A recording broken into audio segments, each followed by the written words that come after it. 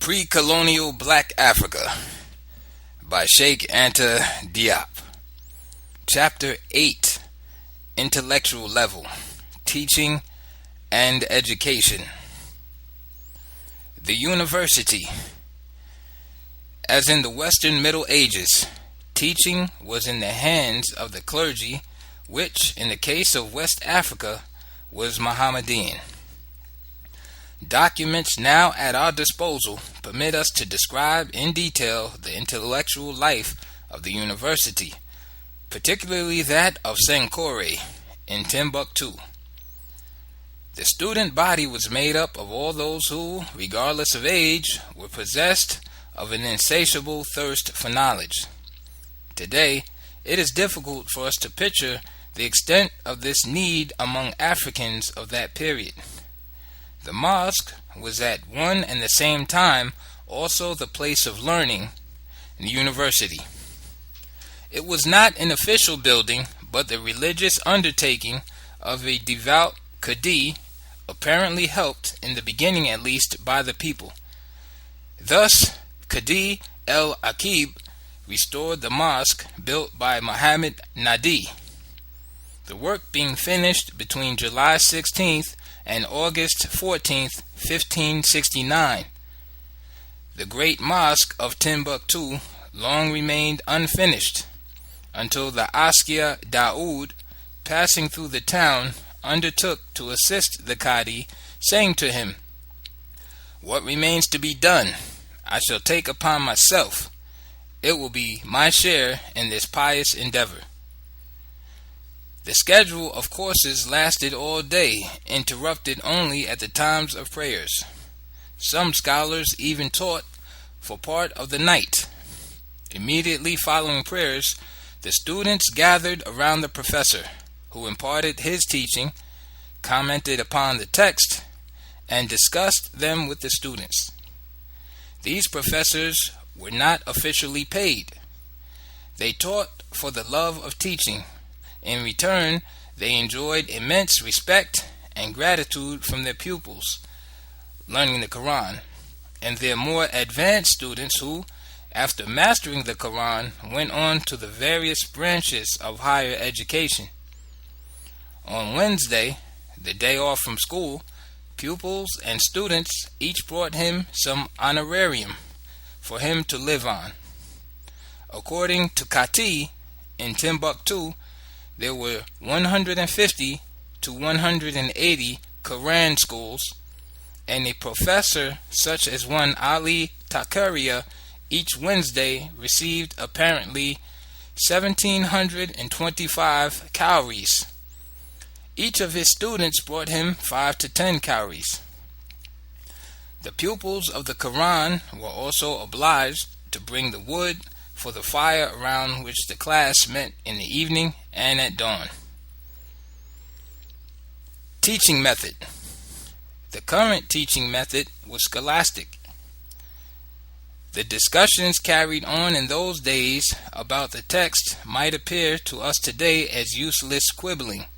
Such was not the case. The grammar method then in use, which consisted in making clear the grammatical significance of the text, was so revolutionary that for a long time it was considered suspect in Europe. The attempt to grasp the exact sense of a text and to stick to it, whether one realized it or not, meant ridding it of its mystical, revealed aspect and reducing it to the dimensions of a profane vocabulary. Therefore, for a long time, many exegetists avoided applying such a method to the Bible. In Africa, the language of higher education was Arabic, as was Latin for Europe of the same period. The Quran was the equivalent of the Bible. It was the principal text to be studied, the one from which all others derived. It contained the sum of all that existed, past, present, future, the whole universe. It was thus necessarily laconic and dense. so short a text to cover so many things. The commentary, the learned explanation, was thus imperative in the very first place. The place given to explication of the Quran within the educational programs is thus easily understood. The program. But what actually was the program? Recollection of the 7 arts never altogether vanquished in Europe, but it was the Arabs who introduced the Aristotelian text to it, well before the Crusaders' contact with Byzantium. They introduced the same text into Black Africa in the same period. The trivium, i.e., the study of grammar, Aristotelian logic, quote, formal logic, grammatical logic, unquote, and rhetoric, was on the list of subjects taught, as shown in the Tariq Sudan. Chapter 10 of that work gives the biographies of 17 scholars of Timbuktu, indicating all the subjects they had mastered. Almost all of them were dialecticians, rhetoricians, jurists, etc., who, in addition, had written works mentioned by title, but for the most part not yet recovered. One of them, the famous Ahmed Baba, is said to have left more than 700 works. Each one of them had an immense library, also lost to us today. The intellectual tradition was already well established at the time of Sadi, 16th century. About Muhammad bin Mahmud, he writes, quote, he made a commentary of El-Moghili's poem in Reges on logic. My father studied rhetoric and logic under him. He died in the month of Safar in 973, brackets, September 1565, close brackets, end quote. Sadi himself studied all these subjects and commented on several texts. He was the pupil of an inhabitant of Timbuktu, a scholar of Uankori origin, by the name of Muhammad bin Mahmud bin Abu Bekr. In a word, he was my professor, my master, and no one was more useful to me, whether directly or through his writings. He awarded me graduate diplomas written in his own hand, covering the subjects he had taught according to his own or someone else's methods. I sent him a certain number of my works. He wrote on them annotations quite flattering to me. He even reproduced the results of some of my research, and I heard him quote some of them in his lectures, thus displaying his impartiality, his modesty, and his respect for the truth in all circumstances. He was with us at the time of our misfortune. Awarding of diplomas. That text informs us of the existence of diplomas, the manner in which they were awarded. The same is that of Europe of that period, their individual character. A diploma was for a long time nothing more than a certificate of conscientiously completed study. We can see here an aspect of the intellectual practices, with the mention of the works used as documentation, the existence of research activity. Thinking, thus, was a conscious activity. As such, it was becoming scientific. Intellectual development.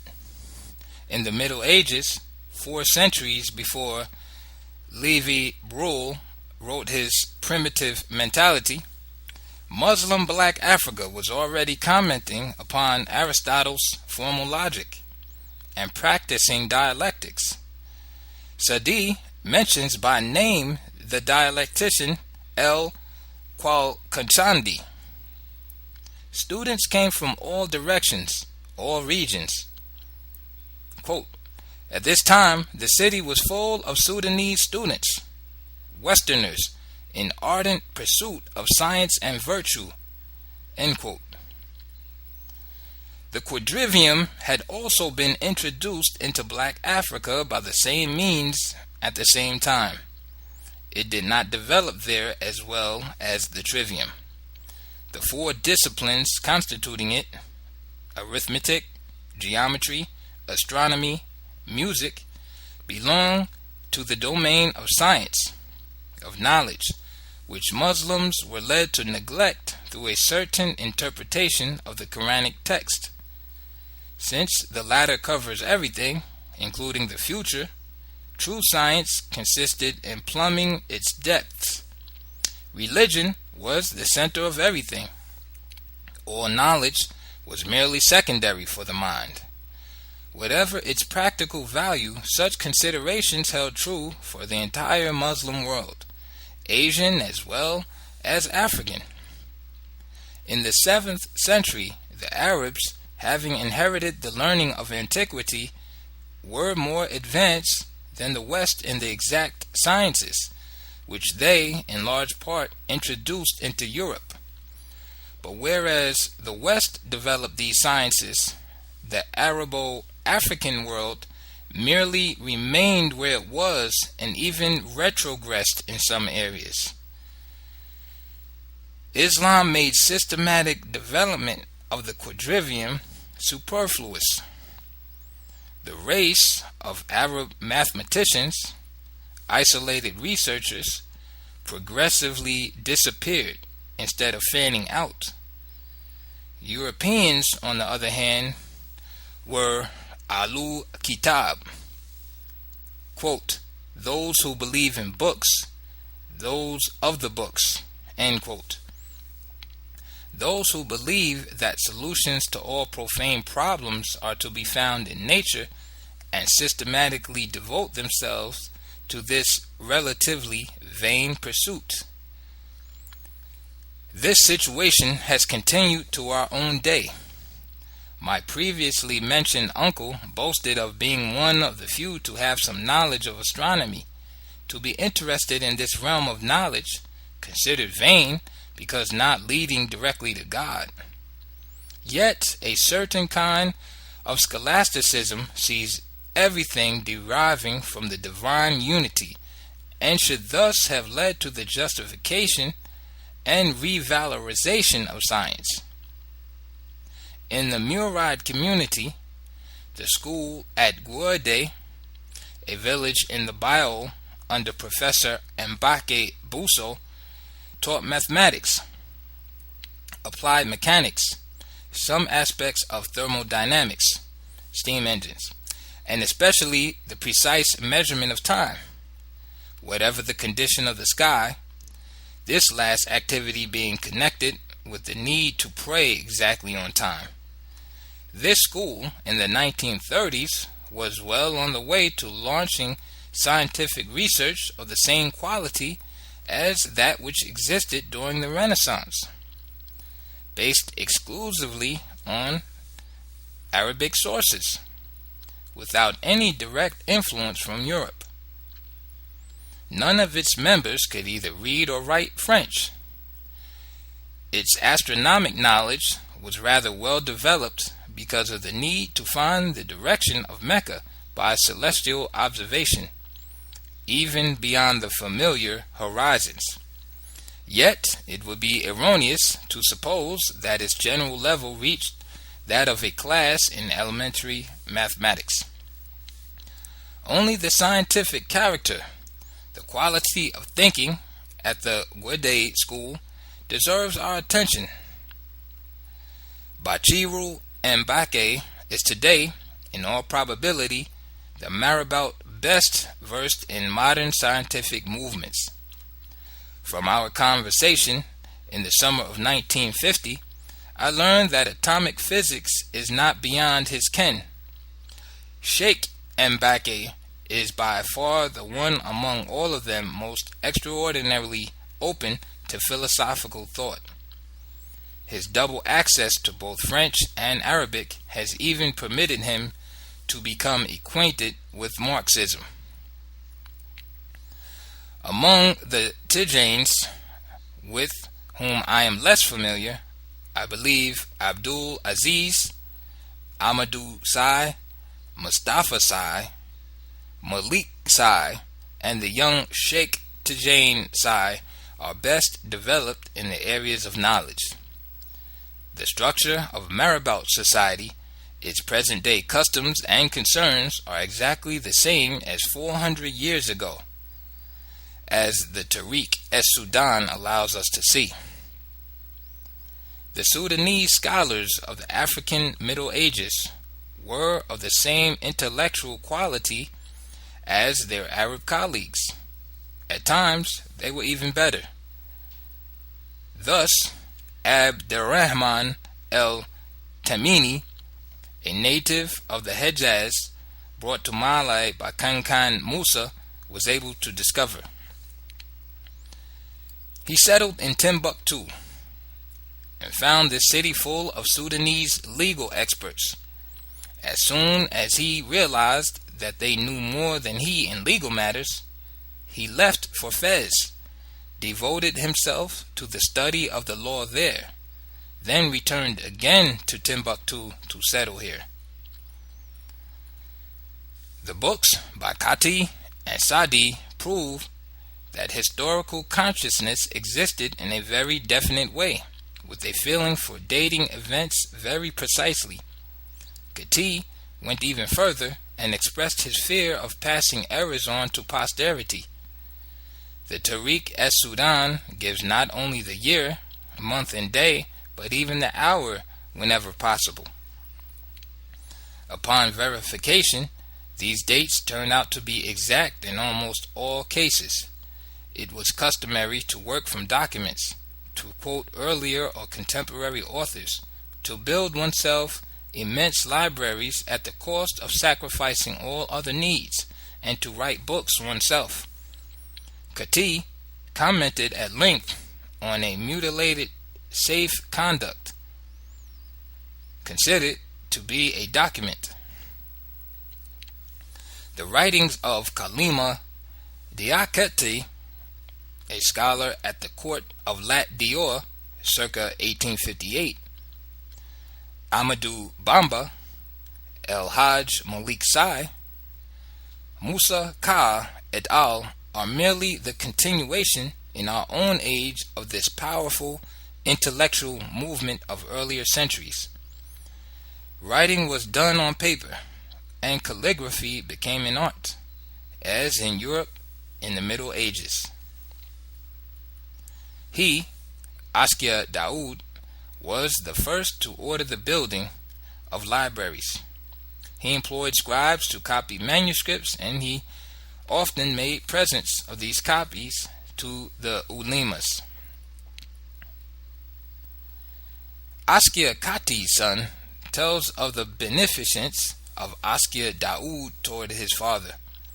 Quote, then he purchased for him this copy of the Kamus dictionary at a price of 80 mitkals. End quote. The author of the Tariq-es-Sudan and other scholars of the period wrote, as we can see from the above, several other works, of which all traces have been lost. Also lost were the judicial and administrative archives.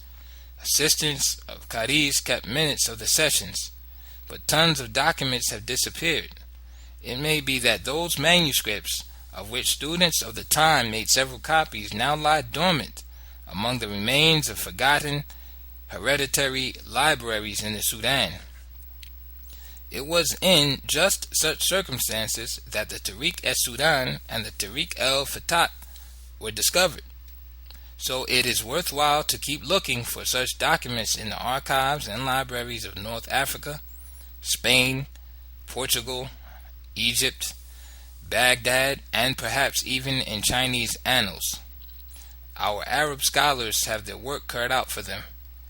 They can already work on the manuscripts discovered by M. Guerincourt, concerning the history of Black Africa. These are the 300 items lying dormant at the Institute since 1900, for want of a translator. If Sadi is to be believed, the intellectual tradition covered an enormous period, the extent of which we do not know today. After having shown that the ancients were in the habit of writing down historical events and transmitting them to future generations, he even stresses a kind of retrogression of learning in his own time, 16th, 17th centuries. The generation which followed did not have the same concerns. None of its members attempted to follow the example of the past generation. There was no longer anyone with the noble determination to get to know the great men of the world, or, if there were some individuals consumed with this curiosity, they were very few in number. From then on, there remained only vulgar minds given over to hatred, envy, and discord, who took an interest only in things which did not concern them: gossip, slander, calumny of one's neighbors, all those things which are the source of the worst of our troubles. The author then takes up the analysis of the collapse of historical science in the Sudan.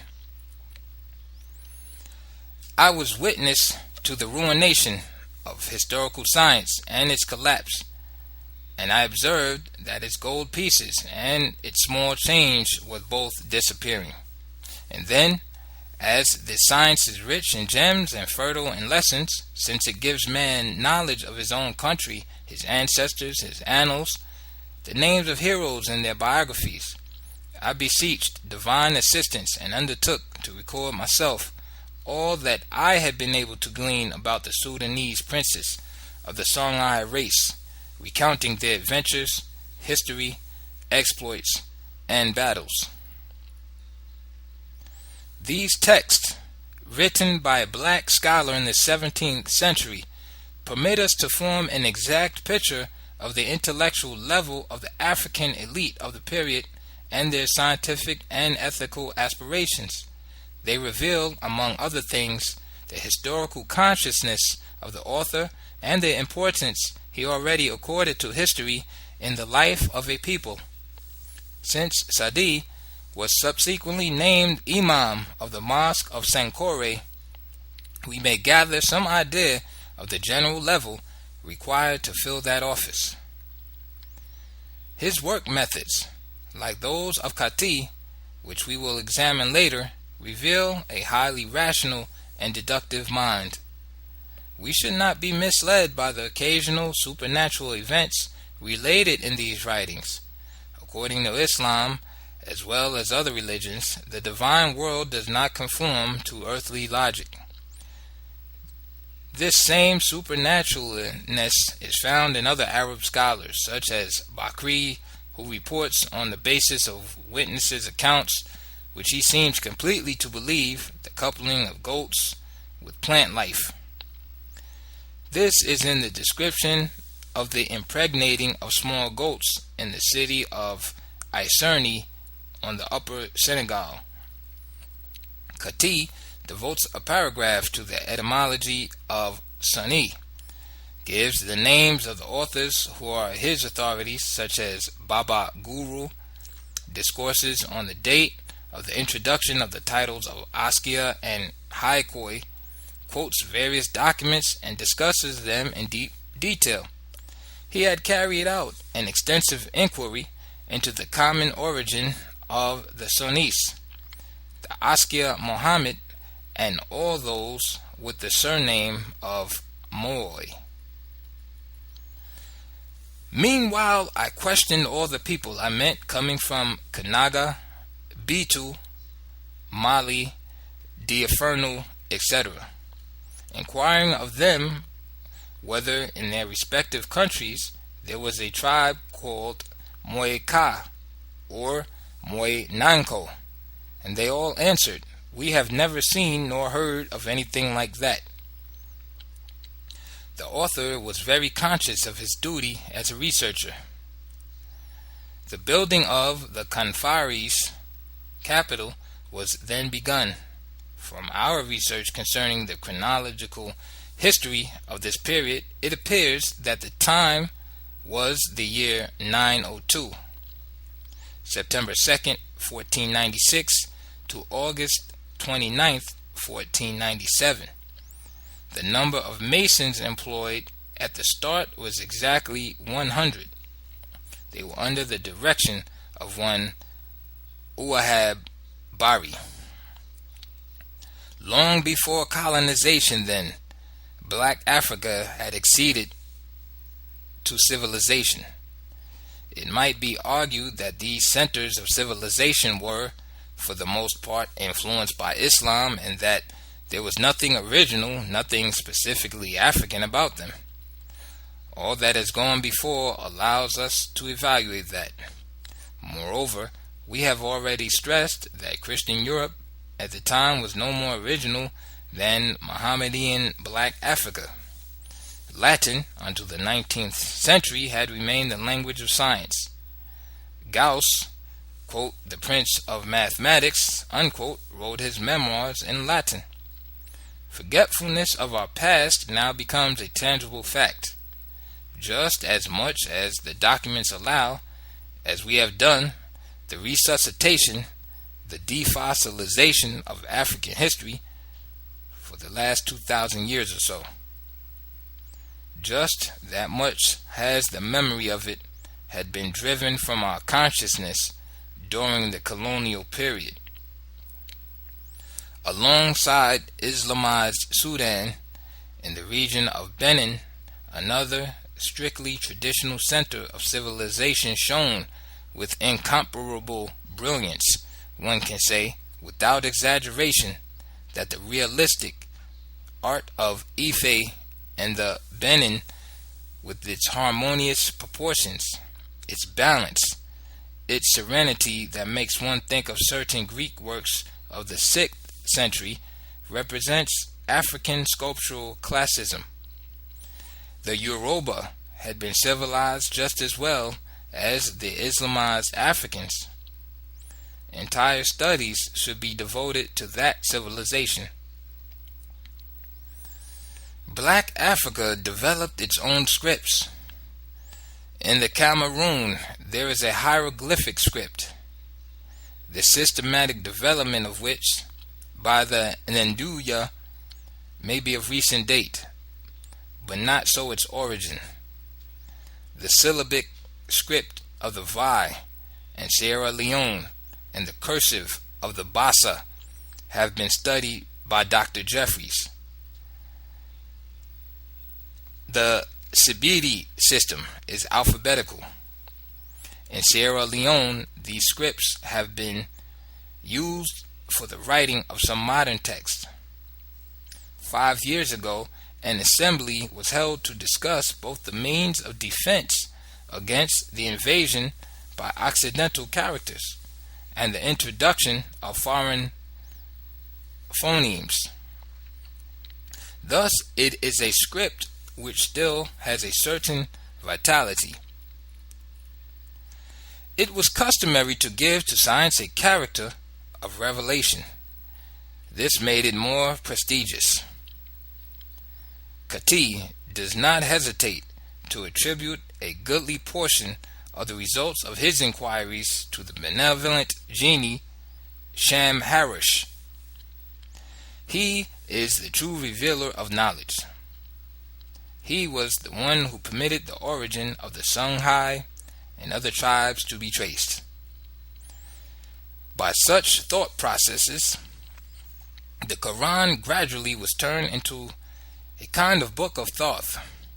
The Egyptians believed that this book contained all the magic formulae, the incantation of which, according to prescribed ritual, allowed for controlling the universe in all its forms.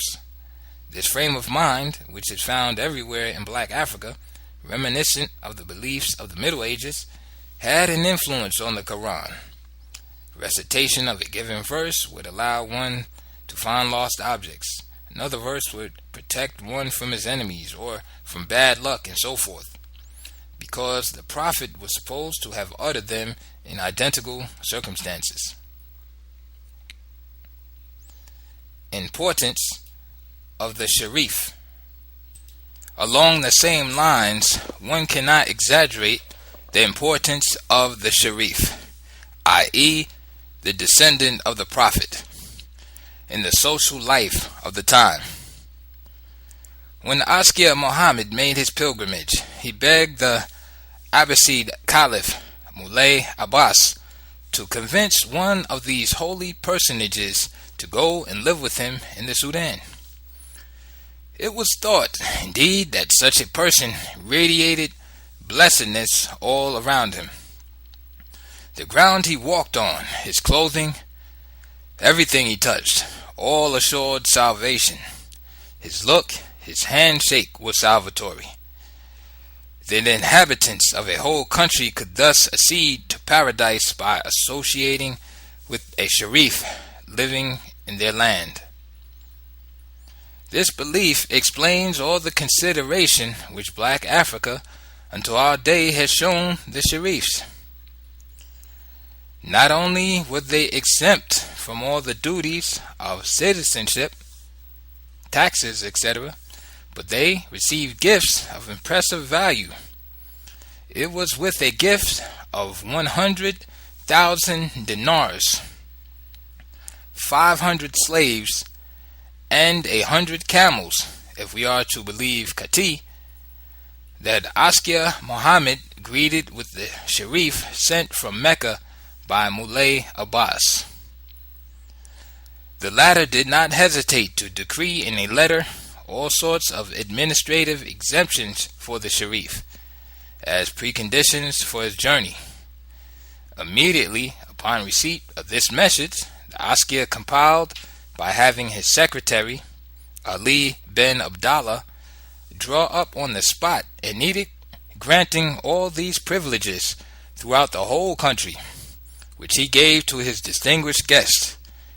These advantages, due to being descendants of the Prophet, especially in Black Africa, are the reason that most Arabs, even Muslim Berbers of Mauritania, invent out of whole cloth Sharifian family trees in black lands where checking on their authenticity is virtually impossible.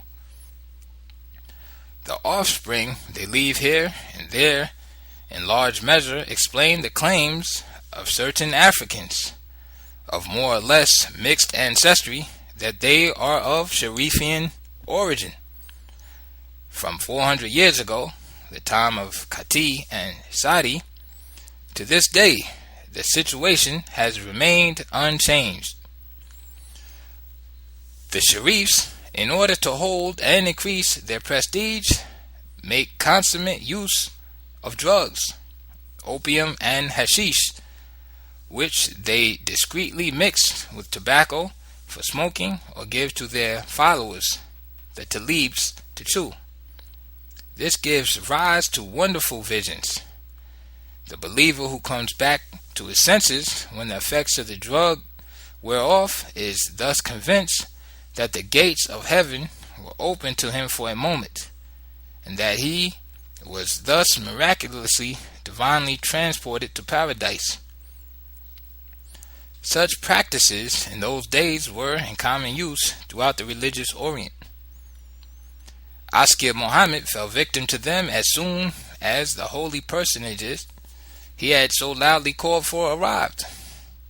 All others were excluded so that the two men might meet tete-a-tete, after which the Askia reported, quote, "I saw the entire world as if transformed into a mass of water. The stars seemed to come from this water and rise toward the heavens, and birds appeared to converge around me and kill one another off." End quote.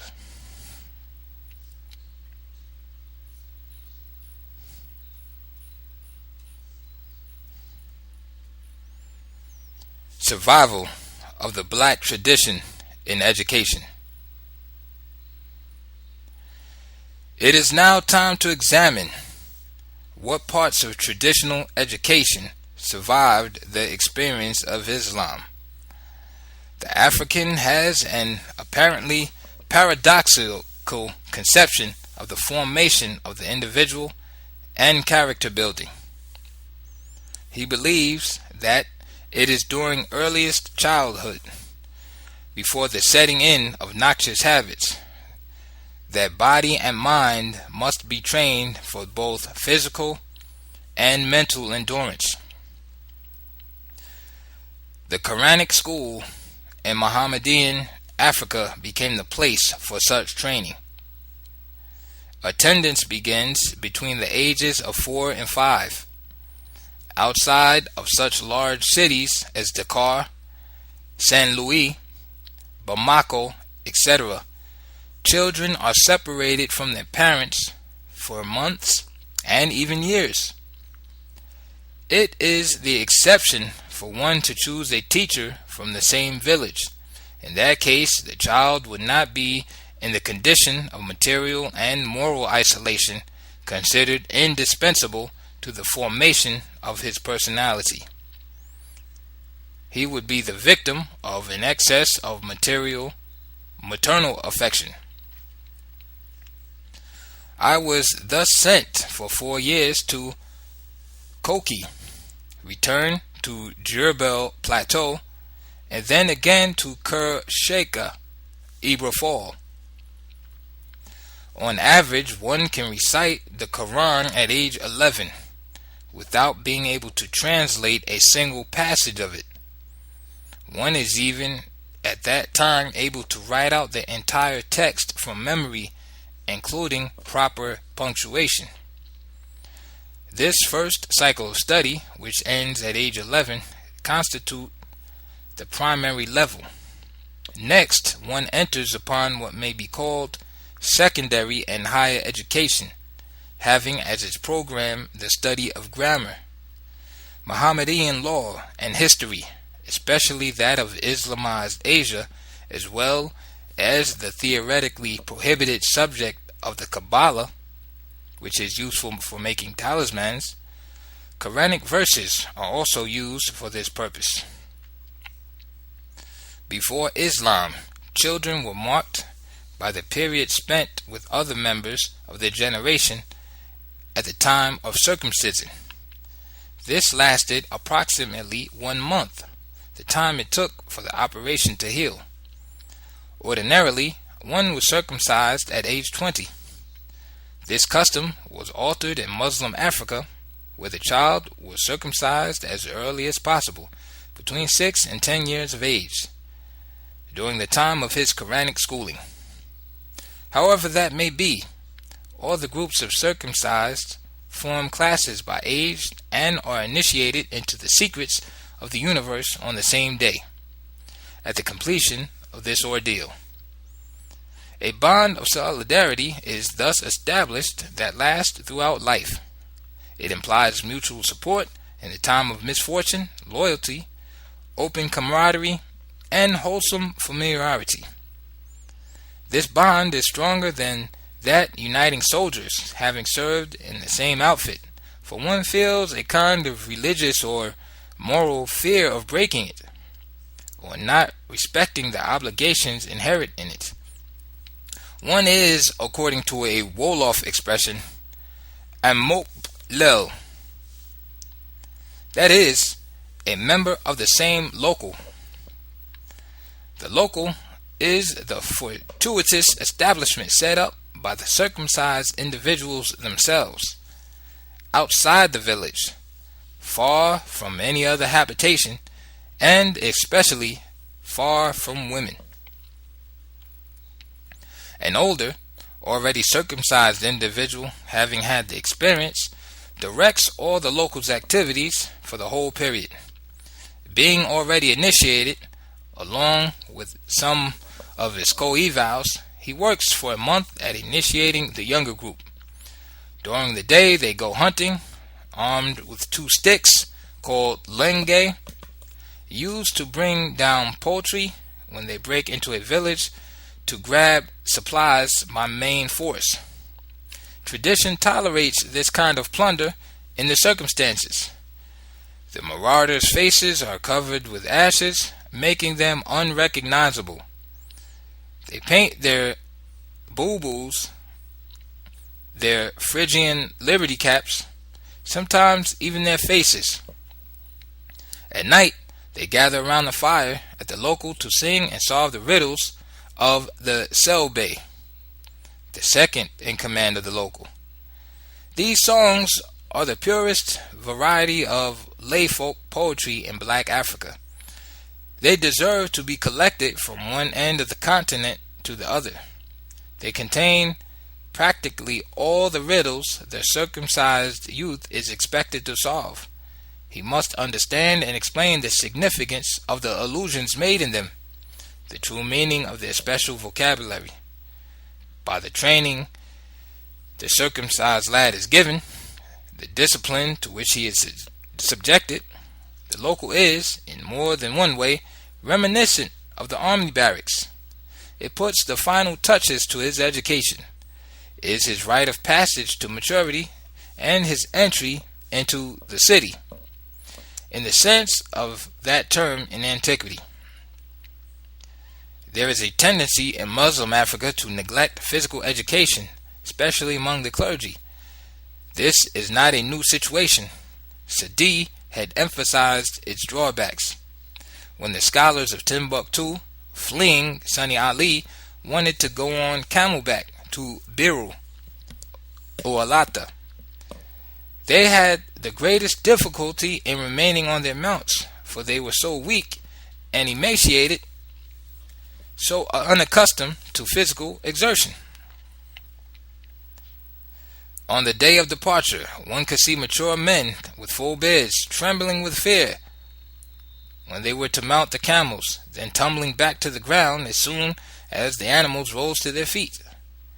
It was simply that our virtuous ancestors kept their young tied to them, so that they grew up knowing nothing of the things of this life, because when young they had never played, but playing at that age shapes a man and teaches him a great many things. The parents then regretted having acted as they had, and when they returned to Timbuktu, they gave their children time to play and relaxed the constraints they had imposed upon them. Historical reminder: the Moroccan invasion. We may conclude this chapter by a brief reminder of the Sudanese-Moroccan War of 1593. The Moroccan troops sent by Moulay Ahmed were under the command of de Juder. Thanks to the firearms they had, they were easily victorious over the troops of Askia Ishak II and seized Timbuktu. The Moroccan occupation was as short as it was violent and limited. Limited because the actual authority of the pashas who represented the king of Morocco in fact never went beyond Timbuktu. Since the reign of Ishak I, Morocco had been interested in the salt mines of Techiza, the area which formed the northern border of Songhai on the Tropic of Cancer. A Sudanese governor, the Techiza Manzo, traditionally administered this frontier borderland in the same way as the Farbers of Uolata and Oragast. The Tropic of Cancer, by and large, was the limit of Black Africa. Beyond it lay a no-man's land extending as far as the south of Morocco and Algeria. According to Sadi, the Sultan of Morocco, after having secretly gathered all useful intelligence regarding the forces of Gael at the time, deliberately launched his troops into the country. The first commander of these troops, de Juder, was quickly replaced by Pasha Mahmud ben Zergun, because he had not been ruthless enough. The latter immediately undertook, inside Timbuktu, a series of roundups, massacres, and extortions of all sorts, the cruel character of which beggars the imagination, particularly when one considers that the victims were not only brothers in religion but mainly scholars and jurists.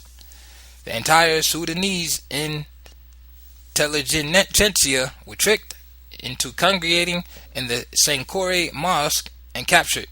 All doors were sealed. then all those present were let out, quote, with the exception of the jurists, their friends, and their followers, end quote. They were thus arrested by Zagun on October 20th, 1593, without their having conspired, without any pretext whatsoever. They were divided into two columns in order to be led away to their new forced resistance. One of these columns was completely massacred en route as a result of an incident. Sadi supplies the long lists of the victims' names, all scholars and learned men who were afterward buried in a potter's field. Among the victims of this massacre there were 9 persons belonging to the great families of Senkore: the very learned jurist Ahmed Moya, the devout jurist Muhammad el-Amin, and so on and so on. An order was issued to Amra Docho, under whom the massacre had taken place, to bury the corpses within his own house. The residencies of these notables were completely emptied of all their belongings. The Pasha's people carried off all they could lay their hands on, forcing both men and women to strip naked so they could search them.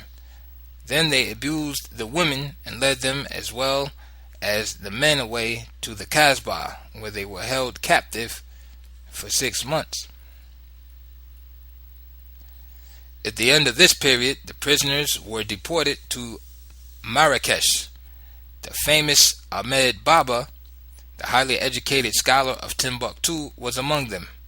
Quote, they thus left in a great body, made up pell-mell of fathers, children, grandchildren, men, and women all together. The caravan set out on Saturday, March 18th, 1594, end quote.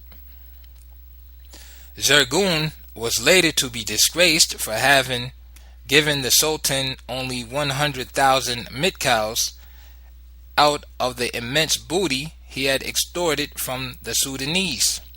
Meanwhile, national resistance began to organize around Askia Nur, who had not accepted Moroccan domination. All the inhabitants of the Gaal region followed him south to the land of Dendai. For 2 years he harassed the Moroccan troops, at times inflicting bloody defeats on them despite the inequality of arms between them. During one encounter, Pasha Zergun was killed, his head cut off and sent to Askia Naou. The Moroccans attempted to set up as Askia an individual favorable to them, Seliman, but he was never accepted by the people. Shah Makai studied the military tactics of the Arabs, which at the time were copied from those of the Turks. He then joined the resistance movement, harassed the Moroccan troops, and caused them great losses. It is impossible to describe all the dramatic turns of this atrocious war waged by Morocco against Black Africa.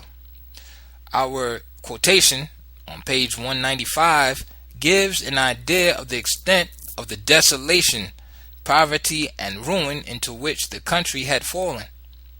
People were even reduced to eating human flesh, as had occurred during the 100 Years' War in Europe. Plague ravaged the land as a result of a breakdown of hygiene.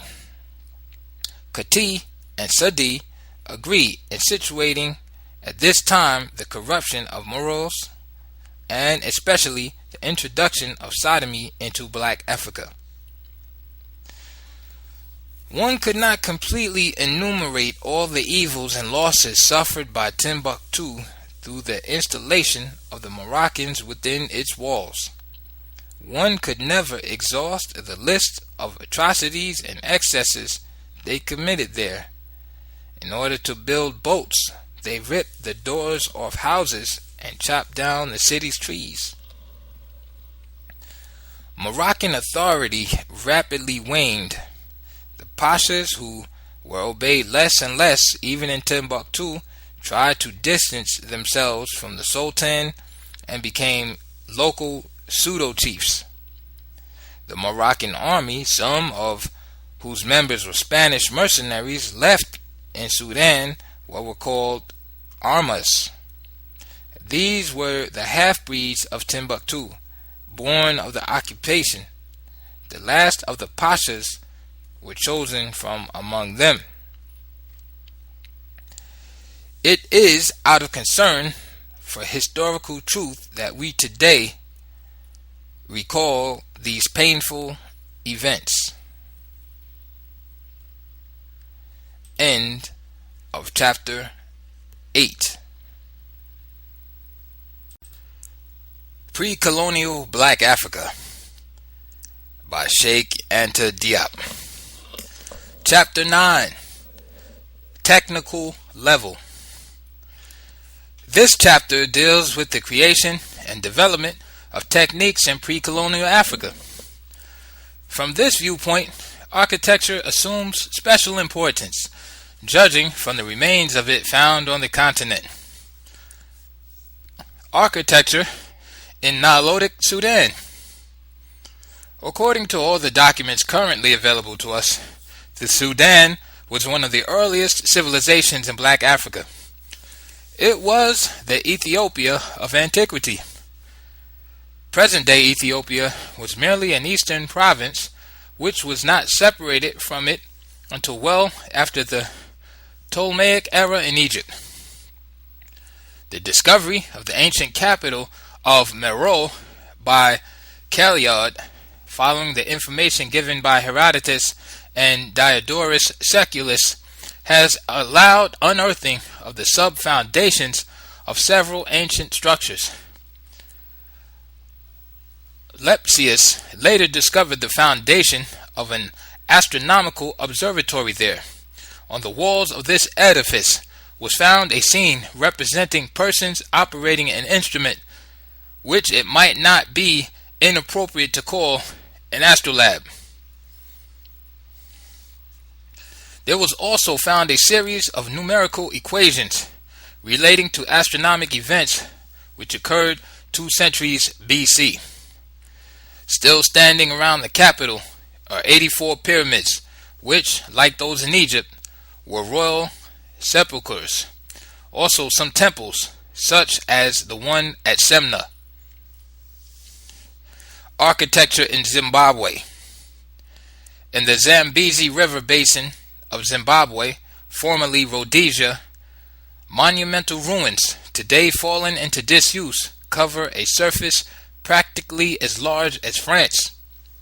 They are almost cyclopean structures, with walls several meters thick, 5 at the base, 3 at the top, and 9 meters in height. Edifices of all types are to be found there, from the royal palace, the temple, and the military fortification to the private villa of a notable. The walls are of granite masonry.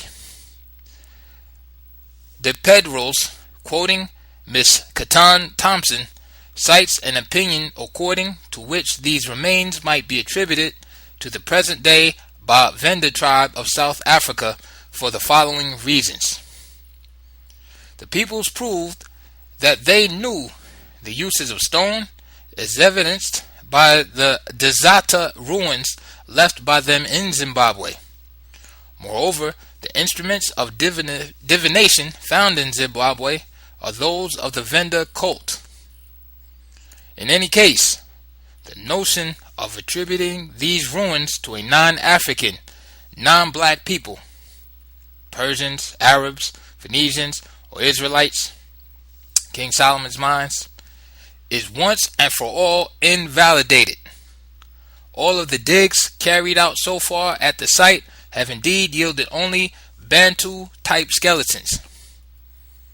It may be that these peoples found it necessary to build systems of defense against Oriental enemies coming from Asia via the Indian Ocean. McIver's conclusions on the Neekirk ruins are that, quote, they were inhabited by a people who must have lived in perpetual apprehension of attack and therefore protected themselves behind one of the vastest series of entrenchment lines to be found anywhere in the world. End quote. Architecture in Ghana and the Niger Bend. It will be remembered that, according to Idrisi, the Emperor of Ghana lived in a stone-fortified castle equipped with glass windows and adorned inside with sculptures and paintings. It is said to have been built in 1116. The other houses in the capital were of stone, with beams of acacia. They were, according to all appearances, the homes of the notables. Those of the common people were clay huts covered with straw roofs. On these last points, Bakri's testimony is confirmed by that of Idrisi. The digs made in this region by Vlll de Miseres early in this century, 1911 to 1913, support in large measure the statements of the Arab chroniclers and geographers of the 11th and 12th centuries. A city was discovered which is presumed to be the old capital, with vestiges of houses of several stories, nearly inhabitable but for some missing fixtures, with walls 30 centimeters thick, some metallurgical workshops, and so on. But at the height of the Ghanaian Empire, there were in this region several large cities with houses and other buildings made of stone. Nema, Ualata, Ardagast, and Kumbai, which was probably the autochthonous name of Ghana. So we must conclude that in truth we are not absolutely certain that Vlll de Miseres discovered the old capital, rather than only the location of some one of these old cities. Other, however, than Ardagast, which was situated much further west. It was Delafosse who identified one of the four ruined centers as Ghana. What was the style of this architecture? In the present state of research, that is hard to say. We can, on the other hand, infer that it might have been by comparison to the apparently more recent style known as that of Djenne and Timbuktu. European manuals ordinarily attribute this style to some North African Arab origin, introduced, it is claimed, by S. Sakali, the builder, who was brought back from the Maghreb by Kankan Musa on his return from his pilgrimage, so that this Spanish Arab architect poet might build him a mosque. Among the accounts which might allow for such a belief, that of Ibn Khaldun, drawn from his Prolegomena, is one of the most decisive. He relates as follows what was told him by one of the Arab companions of Kankan Musa.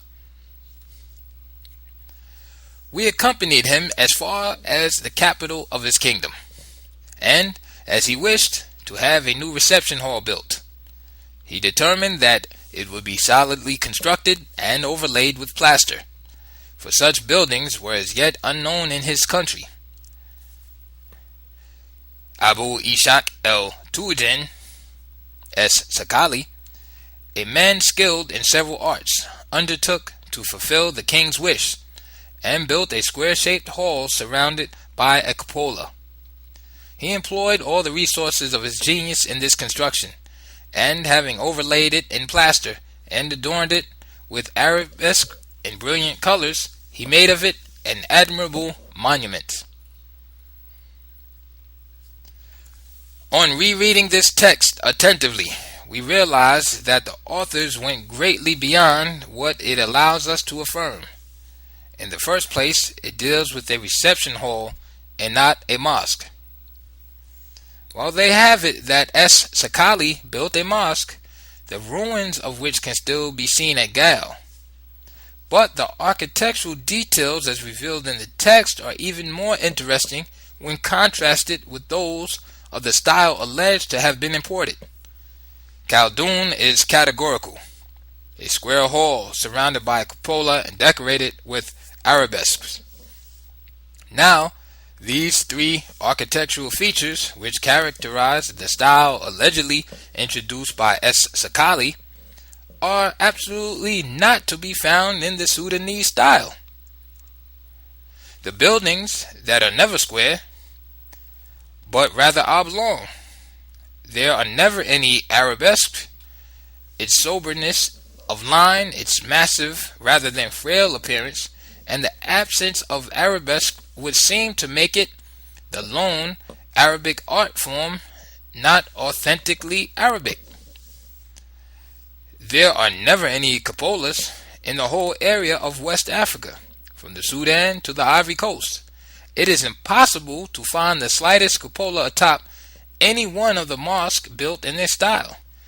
This is significant in the extent to which ecclesiastical Arabic architecture has remained unchanged from that time to our own day.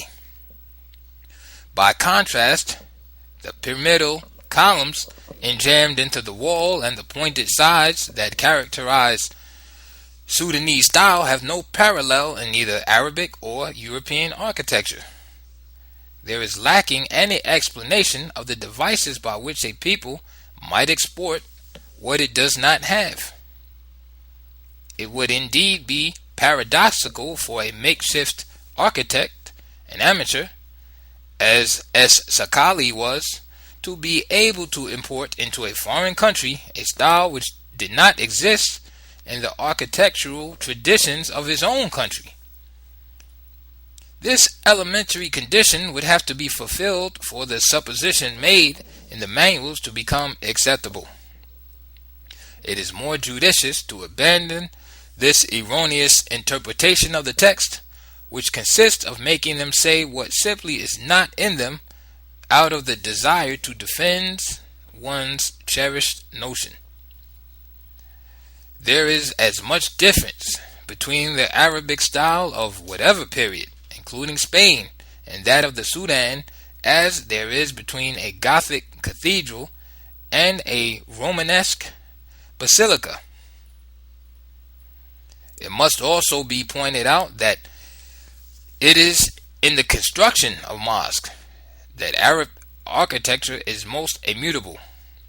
Almost all of them are built on the same plan, growing out of the same style, cupola, minaret, etc. So we are asked to believe that in Black Africa alone this style is not followed. On the contrary, the originality of the Sudanese art is readily apparent. A glance at a single example suffices to show that the pyramidal motif was exploited throughout. This whole architectural style is based on this principle. The general shape of the edifice clearly grows out of a truncated pyramid. All the massive columns which adorn the facade are more or less discrete recalls of the same motif. Even the architecture of the tombs of this region, called tumuli, reveals the same kinship. They are pyramids truncated through erosion, built on brick red terracotta, often arranged in a semicircle on an east-west axis. Their average dimensions range from 15 to 18 meters high, with 150 to 200 square meters base surface, according to Des Plagnus. These tumuli are particularly numerous in the lake region, comprised between the cheerless dunes surrounding Timbuktu to the east and the great grazing plains fertilized by Lake Debo to the west. Thus, under the same latitude from Nubia to the Sudan, interment was done under the same conditions, all the tombs having the same pyramidal shape. It would rather be to the temple of Edfu, Egypt, with its symmetrical pyramidal pylons, that one might, if need be, compare the Sudanese style. at the time of Kankan Musa, Black Africa already had her own masons, organized into bodies, each with a foreman. Kati tells of a tradition according to which, whenever Kankan Musa passed through a village on a Friday, he had a mosque built there, which is said to be why he built the mosque of Timbuktu, Dukore, Gundam, Daire, Uanko, and Bako. It is hardly necessary to mention that Kati, who relates this opinion, considers it groundless as representing a material impossibility. It belongs to that category of legends developed after the fact, which often enjoy wide currency in Black Africa. When the Askir Muhammad seized Djaga in 1495, he captured 500 masons with their foreman Karamogo. Of these he kept 400, sending the other 100 to his brother, the viceroy, the prime dignitary of the kingdom, the Kanfarai, Amar Komo Dajago, to build his capital city of Tenderma, on the right bank of the Niger, not far from Timbuktu. The notion that Black Africa had no architecture of its own before the arrival of Sakali is contrary to the facts. The testimony of Arab authors themselves mentioned above, Bakri and Idrisi for Ghana, and Batuta for Mali, prove this point. The digs carried out by Bonel de Mezeres and Desplanges in the Ghana region and on the Nigerian plateau confirm it. The existence of fortified cities called Tatas, the equivalent of fortified castle or stronghold, dates back well before this time. When Ibn Battuta visited the city of Mali, it was already customary to lay out wide, very straight thoroughfares flanked by trees on both sides. At Tamburma, northern Togo, some veritable fortified castles with peripheral towers and lookouts have been found.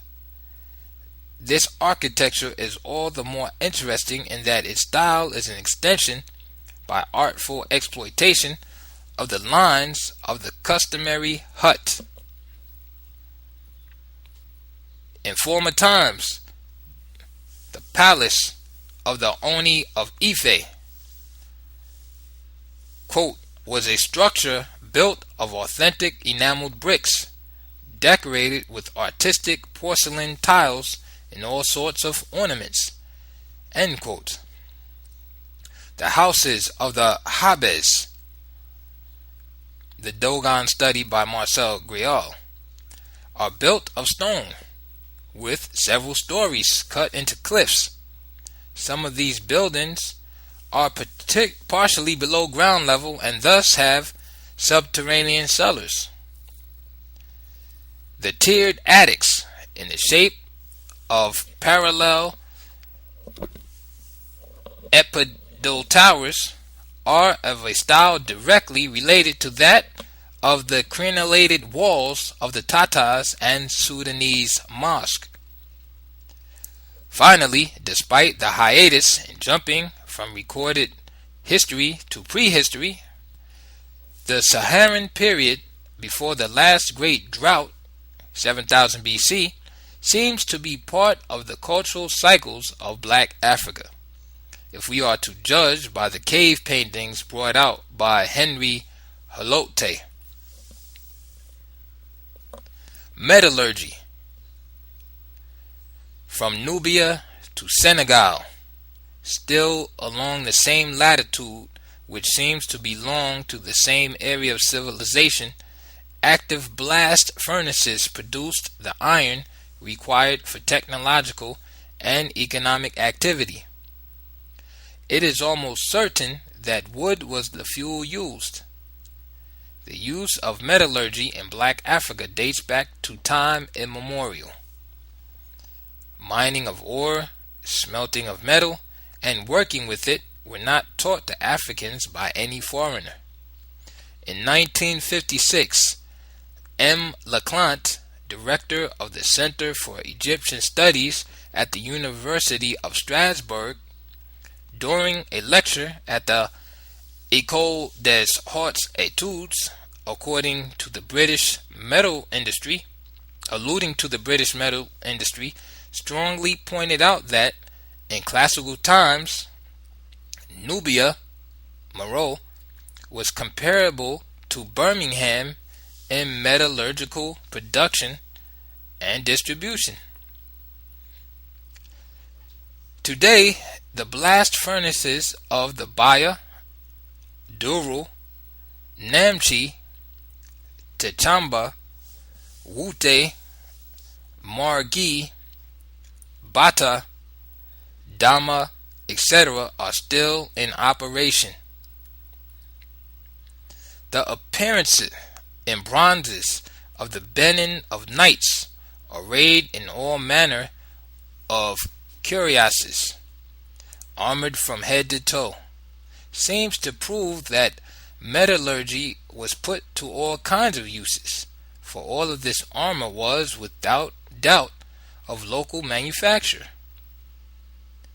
Beginning at an early period, in view of the climate, every effort was made to manufacture these items in a material other than iron, while retaining the same shape, provided, of course, that they would be sufficiently protective. That is why this armor ended up in the final period of Benin history appearing to be purely decorative items. Here we must recall the many knights of medieval Europe who succumbed beneath their cuirasses on the road of the Holy Land during the Crusades due to the rigors and heat of the climate. The technique of casting bronze by the lost wax process, which accounts for the beautiful realistic artworks of the Benin, was shared between this Gulf of Guinea region on the Atlantic and ancient Meroe. Goldsmithery, the making of gold filigree, which is a specialty of black Africa, the working of copper, tin, and alloys, all had already become widespread in pre-colonial Africa. It will be recalled that Samori, during his resistance against France, had held European rifles duplicated by local blacksmiths. Admittedly, their efficiency was not the same, since the metal was not of the same quality. Locksmithing was also known in Africa at the time. The repeated victories of Nubia over the Roman army, Cornelius Gallus, in 29 BC, may perhaps give us some idea of the technological level of Nubia in this period. Glassmaking. It is glassmaking, however, especially in the Benin region, which deserves our attention. On the one hand, because it is least expected, and on the other, because it had already at that time attained a semi-industrial stage, the workers having organized into veritable guilds with community workshops, refectories, and dormitories. This industry has survived to this day, and the Nigerians often utilize as raw material no longer sand but shards of bottles and glasses, which they blow or mold into various objects, beads, bracelets, etc. Thus, besides beads of Egyptian, Phoenician, or Venetian origin, there are those of properly local creation. Medicine and hygiene. Empirical medicine was quite developed in Africa. Here, as in ancient Egypt, a family practiced a single branch of medicine on an hereditary basis. One was specialized in the eyes, the stomach, and so on. Sadi's brother underwent a successful cataract operation at the hands of the physician Ibrahim S. Susi in the port city of Kabara. Quote, "The doctor carried out the operation, and God willed that my brother be delivered from his malady and brought from the darkness into the light." End quote. In Senegal, especially, war wounds were treated by extracting the bullets or shrapnel, then cauterizing the wound with a mixture of boiling oil and clean sand before sewing it up. It thus happened that some soldiers still had, after recovery, lumps of matter, sand, which had remained under the skin. It seems no one ever thought of removing them. That peculiar process is called rukab in Wolof. Empirical toxicology was highly developed, whence the efficacy of the poison arrows used in warfare. They were covered with snake venom or the sap of poisonous plants. The use of soap, connected with the rise of urbanism, created a level of hygiene quite remarkable for the period. The soap was of local manufacture. A female slave freed by the Askia guaranteed him, as a sign of appreciation, 10 cakes of soap each year. Weaving. The treadle loom, a local invention, was known to Africa, as well as the European vertical loom. With them may be woven fairly narrow strips of fabric, variously decorated, which can then be assembled into loincloths or other articles of clothing. Cotton was the raw material, as well as a kind of wool in Sudan. Linen, silk, and broadcloth, from the time of Askia Bunkan on, were imported from Europe, but the native velvet of the Balubas was famous. Dressmaking, an ancillary trade, assumed capital importance, especially in Timbuktu, where, according to Kati, there were master tailors who employed in establishments known as tendi, 50, 70, or as many as 100 apprentices. This would seem to suggest that there was a certain concentration of the means of production, of which presently available documents do not allow us to measure the full scope. Agriculture. Cultivation of the soil was done either with the deramba, hoe, or with the hilaire, hand plow, in Senegal. The latter tool allowed one to till the soil while standing up, whereas with the deramba one had to bend over. Its use, therefore, was a great improvement in places where it was impractical to use a plow. It should be pointed out that the Egyptian plow and the African hoe are identical. All the Egyptians had to do was to attach a wooden crossbar perpendicularly to the shaft to accommodate a harness. The Egyptian plow is just an African hoe harnessed to an animal. In Black Africa, crop rotation, irrigation, and manuring of fields were all practiced. Crafts, basket weaving, ceramics, and dyeing were highly developed crafts. The same was true of shoemaking, thanks to plants such as the neneb, which could be used in tanning skins, particularly goat skins. These techniques, having been abundantly studied and described in manuals, we need not enlarge upon them here. Hunting. The hunting of the hippopotamus on the Senegal River deserves to be described. We can do so thanks to the testimony of Bakri. The hunters, bunched along the bank, were armed with short javelins having rings through which passed a long lanyard, the other end of which was attached to the hunter's wrist. They would patiently lie in wait for the animal. When its back came into view, all the converging javelins struck different parts of its body. It was dragged out of the water by the lanyards after it had many convulsions, which left the animal exhausted. This was how the natives of Kalanfu hunted the kafu, or hippopotamus. Nautical Experience. It is clear from the preceding that the navigable watercourses of Africa were studded with wharves and landing docks, which were at one and the same time commercial ports and, when necessary, military ones. The largest craft, Kanta, could carry a crew of up to 80 men.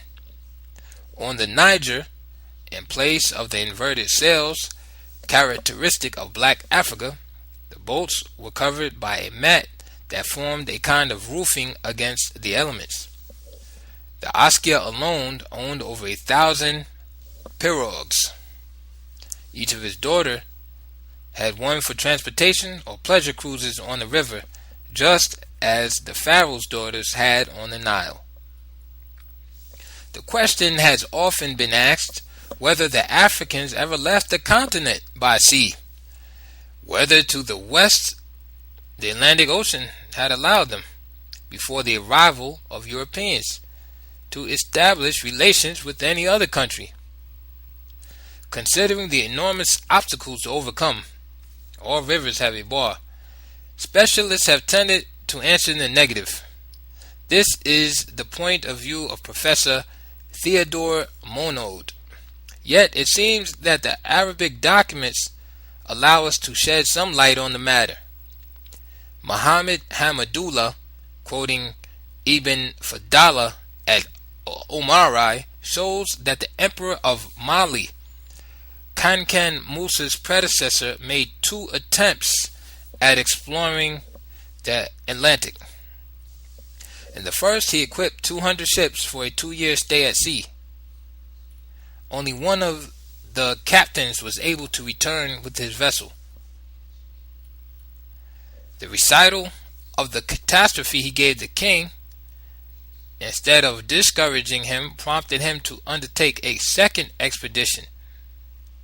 He is then said to have equipped 2,000 ships, turned his throne over to Sultan Musa, and embarked with the fleet himself.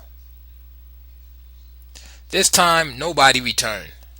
The author of this study puts forward several arguments to demonstrate that this fleet, or perhaps another early one, must surely have reached America before Columbus. In the first place, not only did Columbus' crew say they had found blacks already there before them, but they even gave details of their lives. They stressed that the blacks often fought with the, quote, redskin, unquote, Indians. The same author reminds us, Christopher Columbus speaks of pirogues allegedly leaving from the coast of Guyana laden with merchandise and heading west. He also recounts the arrival of such vessels in the Americas. Jane, the translator of the Journal of Columbus's third voyage, writes, quote, and that he considered checking the veracity of what the Indians of Hispaniola, Haiti, said, that they had come to their island from the south, while the blacks had come from the southeast, and that they had javelins with tips made of a metal they called guanine. End quote. The pirogues actually seen by Christopher Columbus proved that the bars of the rivers had been crossed, that there were indeed pre-colonial maritime ports, and that the Atlantic was no wall to the blacks of West Africa. The author of the article goes further and attempts to establish that relations between Africa and pre-Columbian America were relatively constant. Such navigators taking to sea again from the Americas for the return voyage to Africa would have loaded provisions of New World origin, and of these items, the two that would keep the longest were sweet corn and tapioca. We thus have an explanation of the presence in Africa of two American foodstuffs before Columbus had ever made a voyage there. We might mention, without however being able to determine how early it began, that the blacks of the Petite Côte in Senegal traveled from Dakar to Mbour by coastal navigation on masted cutters of their own construction. One might also recall that it was on longboats very similar to these pirogues that the Vikings scanned the seas for centuries. With just such vessels they journeyed up the Seine as far as Paris, and went as far as North America before Christopher Columbus. The African vessels equipped with outriggers and therefore impossible to capsize were perfectly capable of venturing onto the high seas. Of course, there still remain many gaps to fill, but the above allows us a glimpse of the actual technical level of pre-colonial black Africa. But even now, what we do know may prove quite surprising, and we may close this chapter by meditating upon the following idea of M. Leroy Gourhan, which reads almost like a maxim. Quote, "If there be a goal for humanism, it lies in a humanism which would not only reach the limits of mankind everywhere on the entire earth, but also integrate the reality of material man with the reality of religious or social man." End quote. End of chapter 9. Pre-Colonial Black Africa by Cheikh Anta Diop. Chapter 10. Migrations and Formation of Present-Day African Peoples. In West Africa, one can be certain only that Neolithic remains are attributable to tall blacks.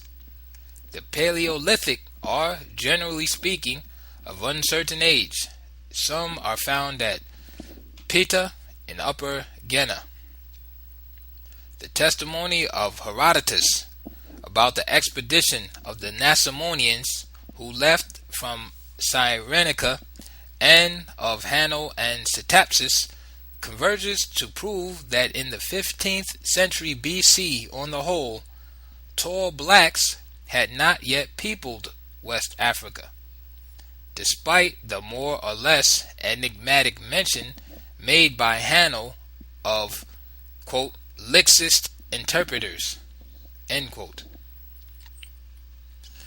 The whole continent at that time was partially peopled by pygmies, with the exception of a few places such as the Nile Basin. That is why archaeologists generally consider pygmies responsible for all Paleolithic traces found in West Africa, especially since they are usually just on the surface. Consequently, it is important to stress the fact that West African archaeology is rather special. One would be hard put to find in it any stratification of civilizations at a given spot, since most of the peoples migrated at relatively recent dates. It is therefore understandable that one should be able to hear in this region legends according to which the blacks came from the east, from over near the Great Water, without the latter being identifiable as the Indian Ocean. Two reasons indeed contradict that. When South African populations are questioned, They say they came from the north. Those of the Gulf of Benin say they came from the northeast. In antiquity, the Ethiopians called themselves autochthons, those who had sprang from the ground. Egyptians considered themselves to have come from the south, from Nubia, Sudan, Khartoum, locations of their ancestors, the country of Punt. Nubia is the Ethiopia of antiquity. Even if mankind did not originate in Africa, even if the tall blacks came from elsewhere, say from the Indian Ocean, as in the Lemuric thesis, it could only have been hundreds of thousands of years before. But we have just seen that in the 5th century BC, a very recent date, tall blacks had not yet expanded toward the west, while we know for certain that they existed on the continent. The idea of a center of dispersal located approximately in the Nile Valley is worth consideration. In all likelihood, after the drying of the Sahara, 7000 BC, black mankind first lived in bunches in the Nile basin before swarming out in successive spurts toward the interior of the continent. By an investigative method using linguistic, ethnological, and toponymic data, we will try to bring out in a practically certain manner the origins of the Laobc, Tuculor, Vlll, Yoruba, Agni, Sherif, and other peoples. First, however, we must recall that D.P. de Pedros mentions the Barnum, who are found on the Upper Nile and in the region of the Benue in Nigeria. The Gang, who are found in the upper region of the Great Lakes, are present-day Ghana, Upper Volta, and in the Ivory Coast. The Gule, or Gula, on the Upper Nile, and the Chari. The Kara are a nucleus living at the borders of Sudan, Khartoum, and Upper Ubangi. The Kare are near Lagone. The Kare in the northeast of Nigeria, their name being nothing more than the doubling of Kare, which is made up of Ka plus Re or Ka plus Ra, two Egyptian ontological notions which we will analyze below. The Kipsigi or Kapsigi are in the region of the Great Lakes and North Cameroon. The Kisai northeast of Lake Nyassa and in the forest of Upper Guyana. The Kundu in the former Belgian Congo, Lake Leopold, and the southern Cameroon at the estuary of the Wuori. The Laka live among the Nuer of the Upper Nile and the Sara of the Lagone and northern Cameroon. The Makua on the Zambezi and in the Cameroon. The Sango northeast of the Nyassa and on the banks of the Umbangai. The Samba or Sambwa in the region of the Great Lakes and northern Dahomey. One could extend this list and thus localize in the Nile Valley, coming from the Great Lakes, the primitive cradle of all the black peoples today living dispersed at the various points of the continent. It must be recalled that Candice, the name or rather the title of the queens of the Sudan, beginning with the time of Augustus Caesar, was also borne by the first kings of Kyle or Gael, according to al-Bakri. They were called Khanda. The women of this region, according to the same author, in the 10th century wore wigs such as those worn in Egypt and Nubia. And in antiquity, there was a Nubian nome called Kyle, the exact location of which has not yet been identified, according to Budge. The inhabitants of Upper Egypt were called Kal in the Egyptian tongue.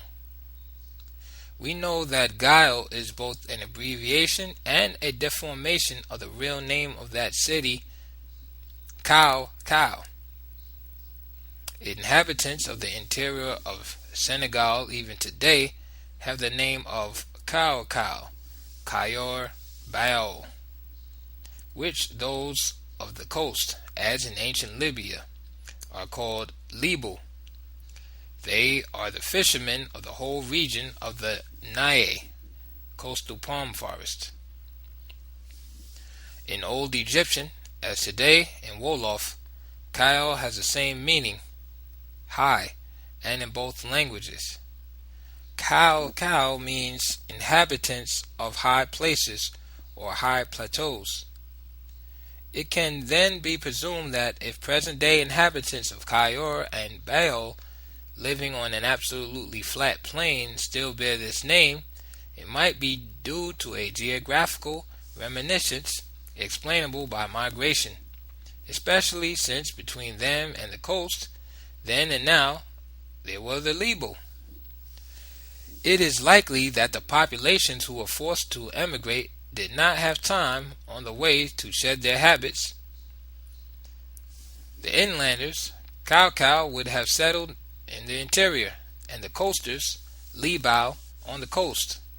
It may be recalled that until the 11th century, the capital of Songhai was Kukia, some 100 kilometers from Kaouga, Gao, in all of northern Senegal. The various villages one finds named Koki seem to be replicas of that ancient historical city on the Niger. The more likely, since the phenome O does not exist in Arabic, but must be translated U, barring some arbitrary convention. Yet the documents that today permit us to refer to the historical city of Kukia are all written in Arabic. Bakri says that Kal or Gal is the sound emitted by the royal tom-tom of that capital city. The Kayorians of Senegal also say that the diung of the damel, the royal drum, goes Gal. It would seem that we must conclude that we are dealing here with an oral etymology which does not exactly fit in with historical reality, to the extent that we find roots of the same word, beyond any possible doubt, right up into the valley of the Nile. Having made this recall, let us look at the origins of the principal peoples of West Africa. Origin of the Yoruba. According to J. Olumide Lucas, the Yoruba during antiquity lived in ancient Egypt before migrating to the Atlantic coast. He uses as demonstration the similarity or identity of languages, religious beliefs, customs, and names of persons, places, and things. Abundant proof of intimate connection between the ancient Egyptians and the Yoruba may be produced under this head. Most of the principal gods were well known at one time to the Yoruba.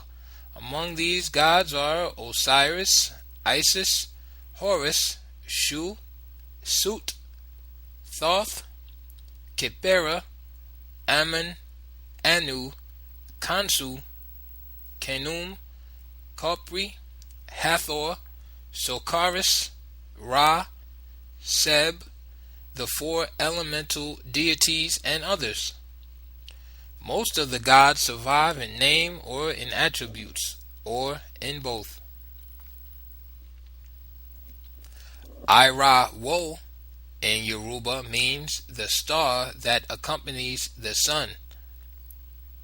Wo means to rise.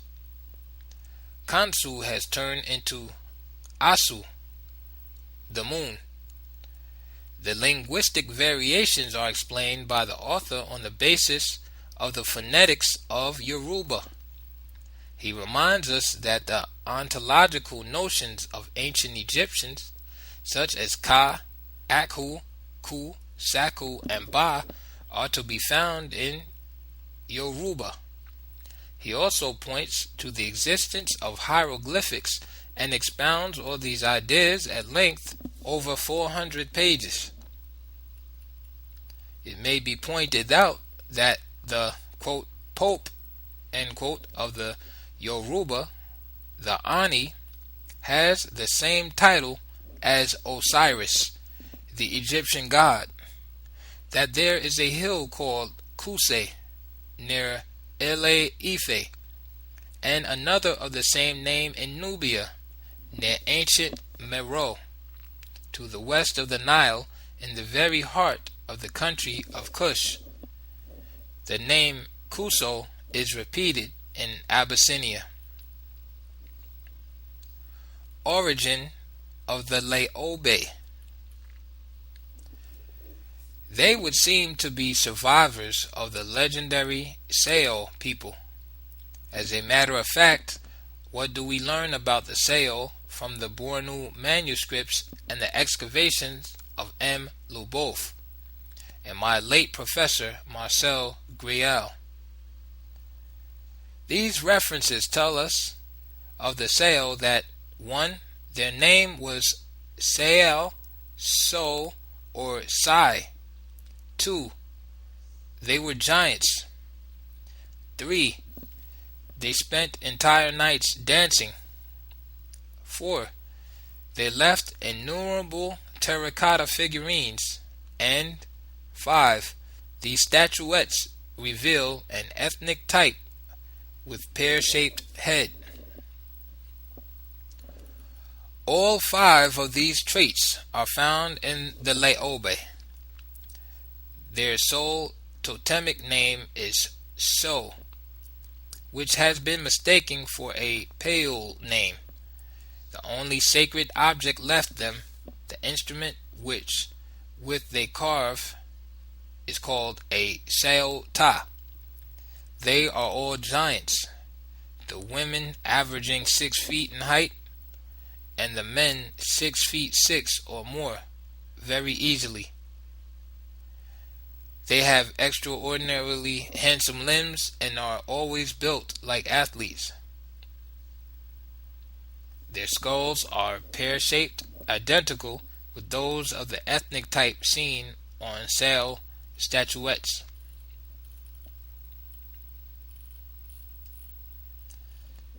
The Laobc's only occupation is carving wooden kitchen utensils from tree trunks. For all other castes of African society, and not only the Peul, Laobc women make terracotta figurines for the children of other castes. The Laobc, especially the women, love to dance. They take part in all fêtes and other local events. Their main dance in Senegal is the Kumba Laobc Gas. The Laobc were wrongly considered a caste of Peul and Tuculor sculptors. This mistake comes in part from the fact that they speak the language of these two peoples.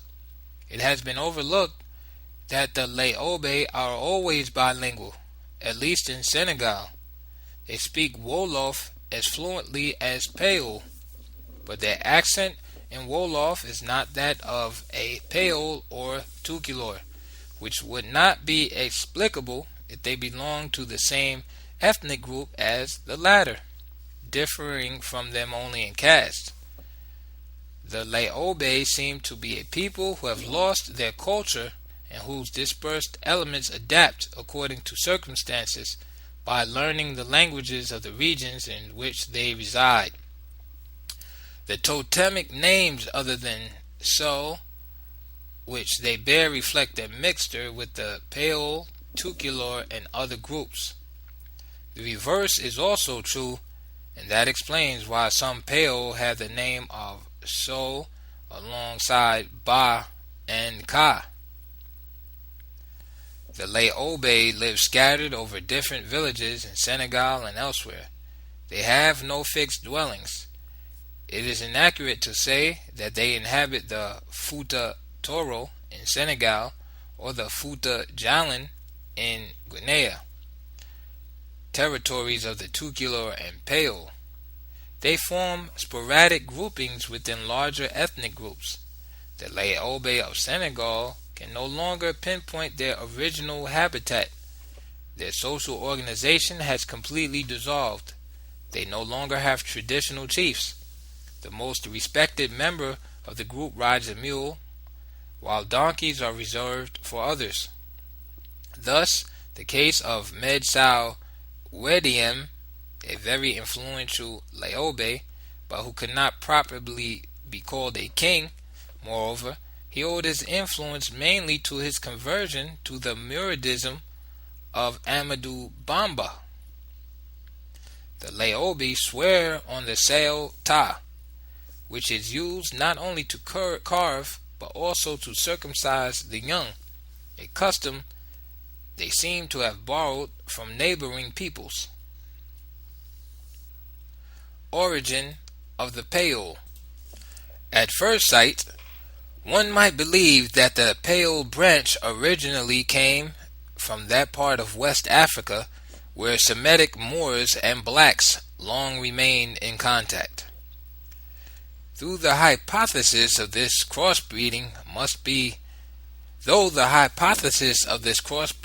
accepted, the initial site where it took place must be sought elsewhere, despite appearances. Like other West African populations, the Peol probably came from the east, only later.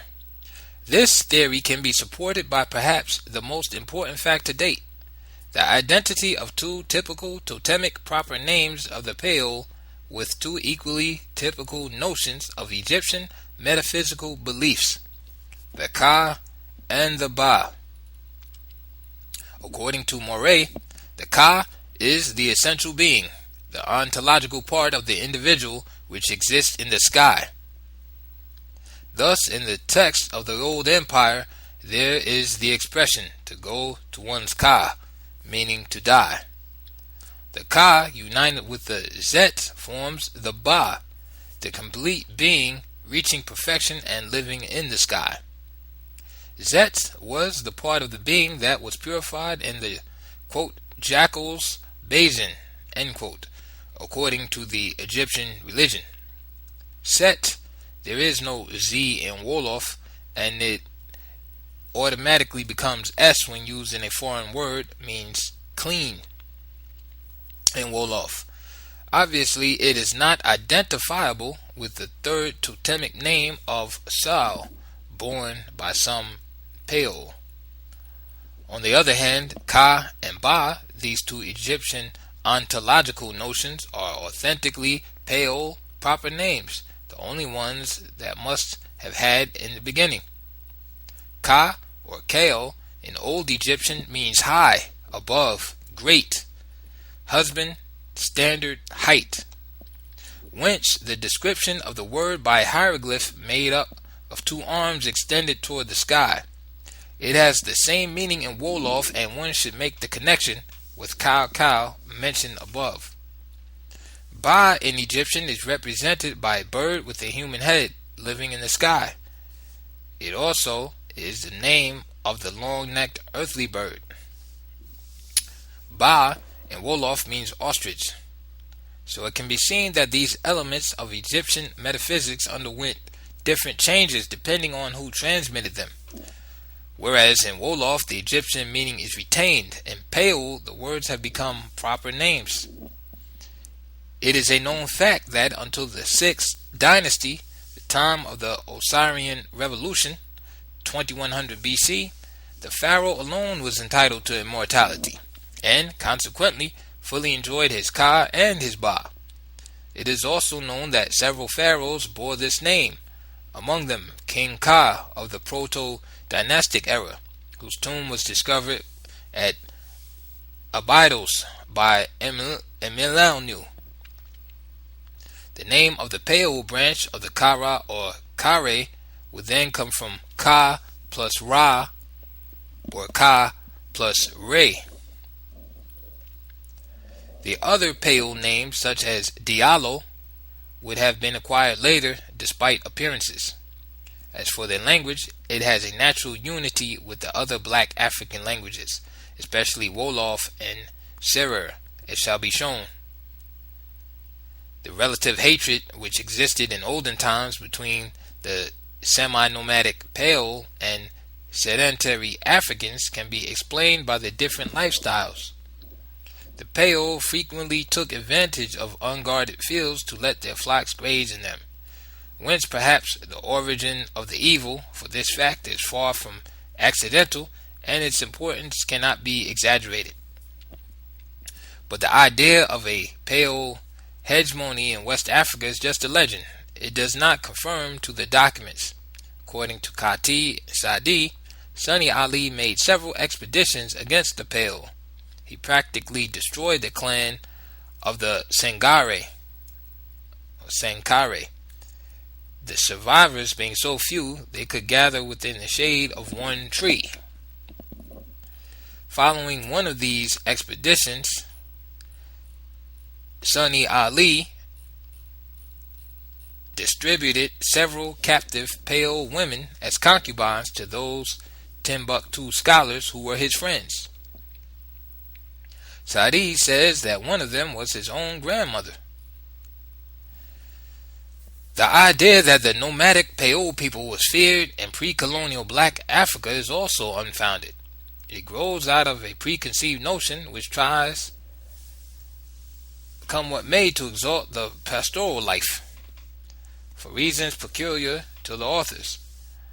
On the contrary, Sadi stresses the lack of material or social strength of the nomads who, by the fact that they were constantly on the move, never had the chance or possibility to acquire any power that might threaten the sedentary. Origin of the Tuculor. Today, among the Nuer of the Sudan, Khartoum, on the Upper Nile, one finds unaltered the totemic names of the Tuculor who lived on the banks of the Senegal River, thousands of kilometers away. It must be recalled that totemic and ethnic names are identical, being the names of the clans. Sudan, Khartoum, Khan, Wan, Sai, Lith, Kyle. Senegal, or Futa Toro, Khan, Wan, Sai, Lai, Ka, or Peul. In the same region, at a place called Nuba Hills, or Nubia Hills, we find tribes of the Nyoro and Toro. These two names in a way mark out the route followed by the Tuculor migration from the Upper Nile, the region between the Senegal and Niger rivers, in which the Tuculor would remain for a certain length of time, was to be known as the Nyoro. When they arrived on the two banks of the Senegal, the region would be known as the Futa Toro. When one fraction of them went down into the Gambia under Mabia Diaku at the time of General Faidherbe, 1865, the region would assume the name of Nyoro du Rip, the latter word being the old name of the region before the Tuculor arrived. Origin of the Serer. They are probably come from the Upper Nile, according to Perez Dictionary. Serer in Egyptian would mean he who traces the temple. That would be consistent with their present religious position. They are one of the rare Senegalese populations who still reject Islam. Their route is marked by the upright stones found at about the same latitude from Ethiopia all the way to Sene Saloum, their present habitat. This seems to be substantiated by an analysis of the article by Dr. Maes on the upright stones of the French Sudanese village of Tundi Doro, previously discovered by Desplatnes. Dr. Myers attributes the origin of these stones on the basis of pure hypothesis to Carthaginians or Egyptians. He analyzes the name of the village as follows. Tundai would come from the Songhai meaning stone, Daro from the Arabic dar meaning house. So Tundai Daro would be stone house.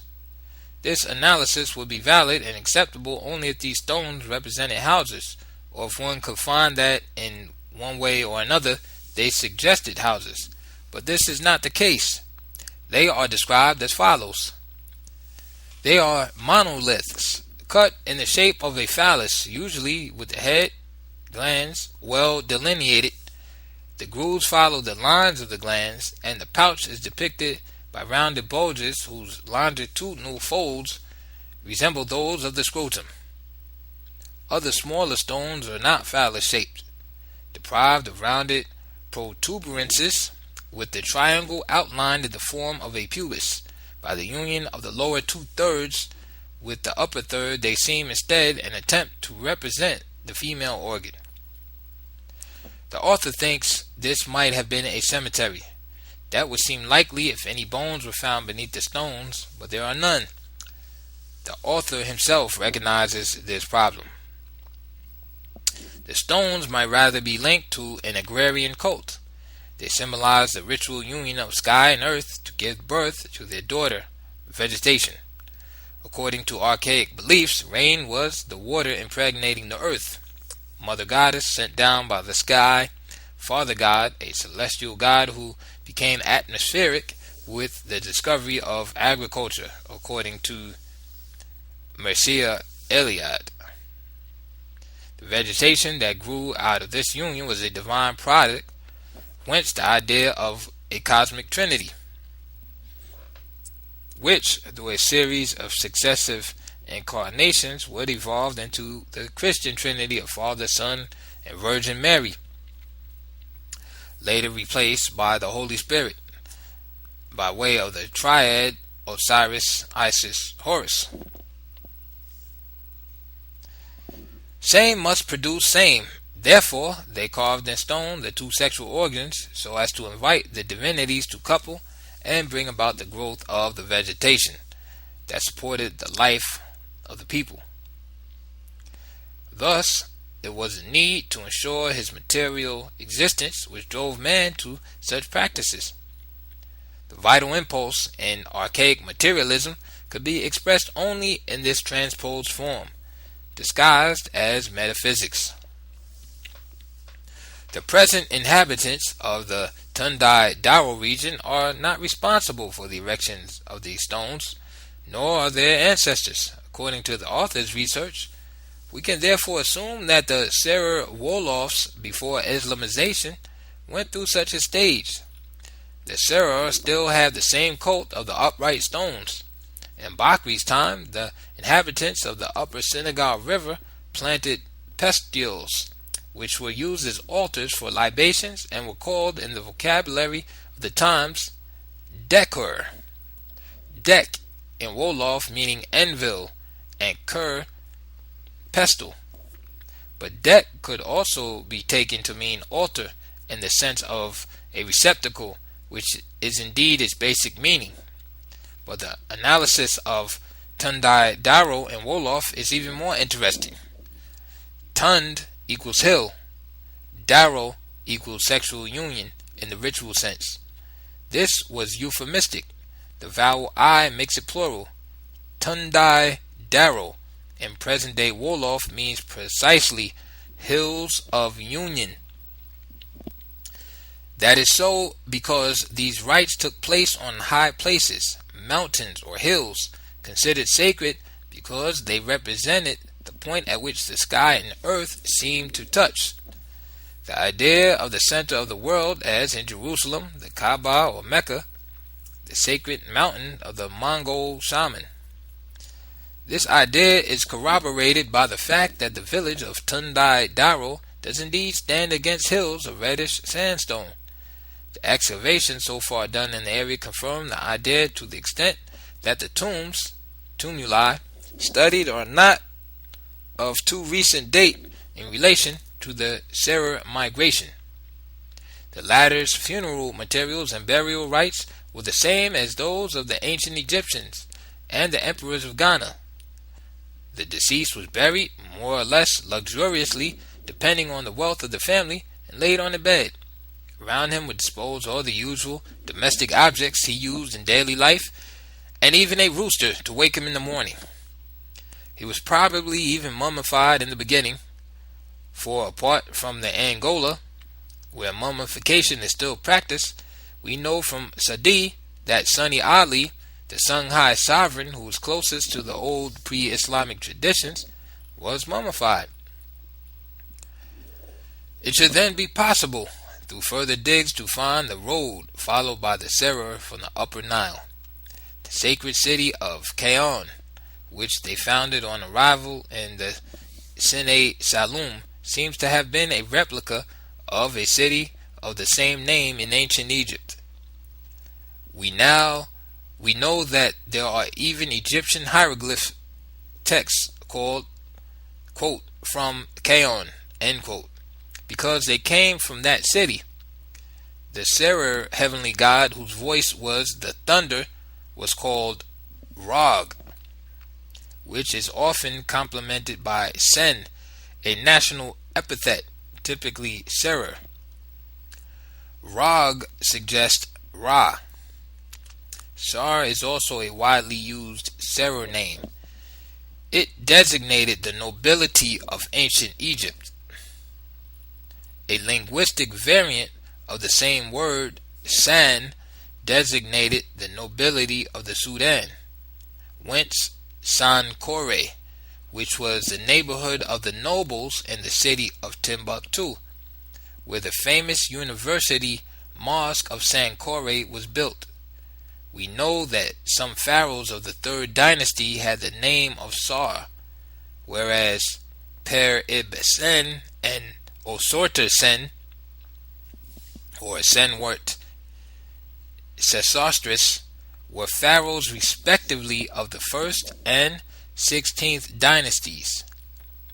The Egyptians did not have family names in the present-day sense. All the added names they assumed could thus be translated, such as Sen, meaning brother. But we know that modern names also derive from similar expressions which have more or less disguised. Thus, the French Dupont is the man from the bridge. Duval, the one from the valley. Origin of the Agni or Agni. The name of this people as a whole is reminiscent of Anu or Ani, which was the title of Osiris in the Book of the Dead. The epithet constantly applied to him. Almost all Agni kings have the title or surname of Ammon, the Egyptian god of humidity, which is found everywhere in West Africa, whence the significant title of Marcel Grael's book, Amma Dieu des Dogons, Amma, water god of the Dogons. Thus there was Ammon Azenia in the 16th century, Ammon Taifu in the 17th. A son of this king was brought before Louis XIV, who treated him with distinction. Amin Aguirre, who reigned in the 19th century, signed a treaty of alliance with King Louis Philippe of France. One is therefore inclined to believe that the Agni as well were originally from the Nile basin. Origin of the Fang and Bamum. D.P. de Pedrals, in an article published in December 1951, relates that Fr. Trills, after a series of studies, came to the conclusion that the Fang had had some contact with Ethiopian Christianity during their early migration in the last century. They had not yet gotten as far as the Atlantic coast, so their migration must have been relatively recent. Similar studies by M.D.W. Jeffries point to a connection between the Bamum and the Egyptians. Pedros writes, having noted in several books on Egypt the vulture-pharaoh and serpent-pharaoh relationships, and especially the fact pointed out by Diodorus that the Ethiopian and Egyptian priests kept an asp curled up in their hats, having also noted various examples of zoomorphic two-headed representations, particularly in the Book of the Dead, or Ani Papyrus, Folio 7, M.D.W. Jeffries declared himself convinced that the Bamum cult of the king derives from a similar Egyptian cult. These facts also bear some resemblance to the existence of the royal vulture of Cairo called Geb, which was also the Egyptian name for earth, the reclining god. Formation of the Wolof people. In Africa, totemic clan names are, to an extent, an ethnic indication. Thus, the totemic names of Fall, Diagne, Diouf, Faye, Sar, and so on are typically Serer. If a Serer has a totemic name other than one of these, his foreign extraction leaves no doubt in the minds of his fellow Serer. The Tuculor, also, although crossbred, have equally characteristic totemic names: Wane, Kane,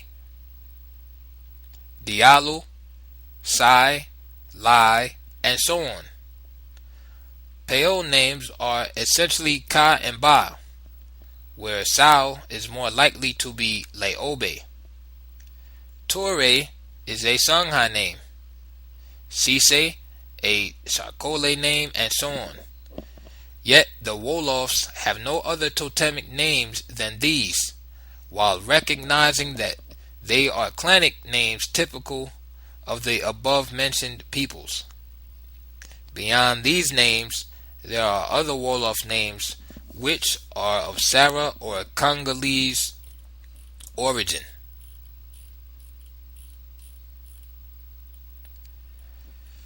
The original habitat from which these clans emigrated was the Nile basin. Indeed, we can find there the same proper names as quoted above. These totemic names are taken from the book African System of Kinship and Marriage, edited by A.R. Radcliffe Brown and Darrell Ford, International African Institute, Oxford University Press. We must remember that the Nuer live in the Nilotic Sudan, in the very basin of the Upper Nile.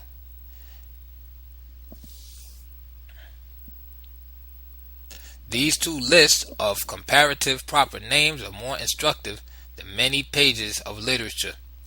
While very incomplete, they give an idea of how the African continent was peopled. Starting from the Nile Basin in successive waves, the populations radiated in all directions.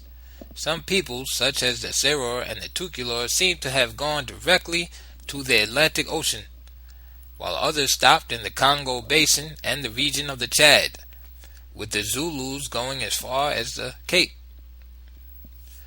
The Congolese populations, Sara and Sarakole, who would seem to be only a crossbred tribe of Sara, would then later migrate toward the west, flowing down into the Cayor and Bio plains occupied by the Sera, and especially into the Wolof.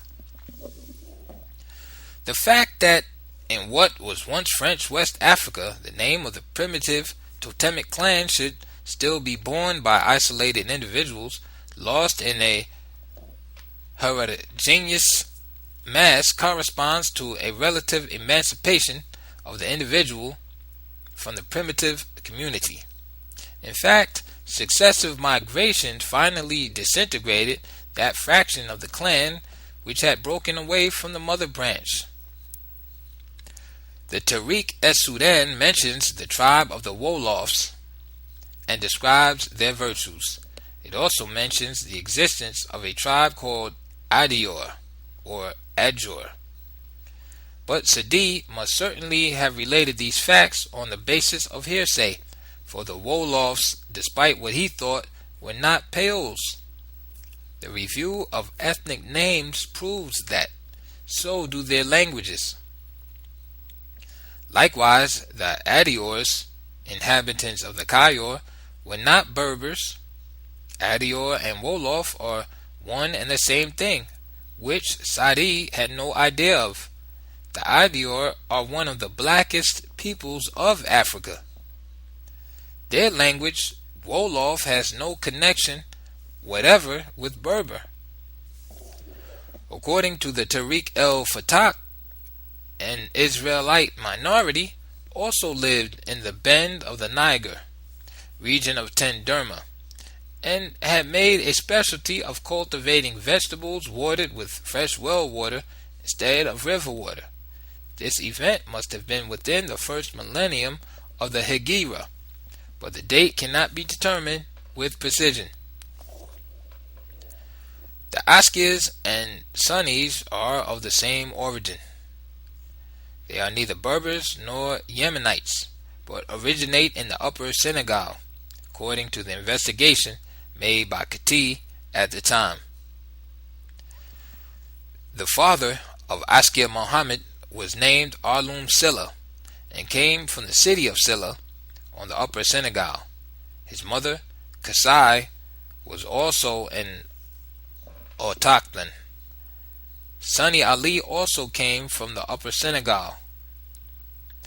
Bur, his surname reminds one of Bur, or champion, and Wolof was the first emperor to take the title of Dalai, which is the equivalent of Caesar in the African tradition. End of chapter 10. Postface. The French edition of this book contains an 11th chapter entitled Linguistic Appendix that has been eliminated from the present edition as being far too technical to interest the general reader. The appendix is devoted to a presentation without the application of any hypothesis or certain grammatical facts, where the formation of abstract nouns, diminutives, plurals, and so on in French not already fully studied, it will be necessary to carry out just such a study in order to complete our understanding of French grammar and elicit the genius of the language.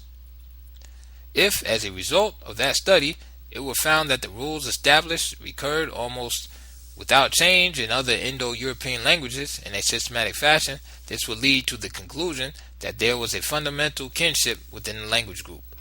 Such a conclusion would have been reached without requiring debatable linguistic hypothesis, simply on the basis of presentation, without comment on the linguistic elements. A mere glance at the results would have been sufficient to show that we were on solid ground.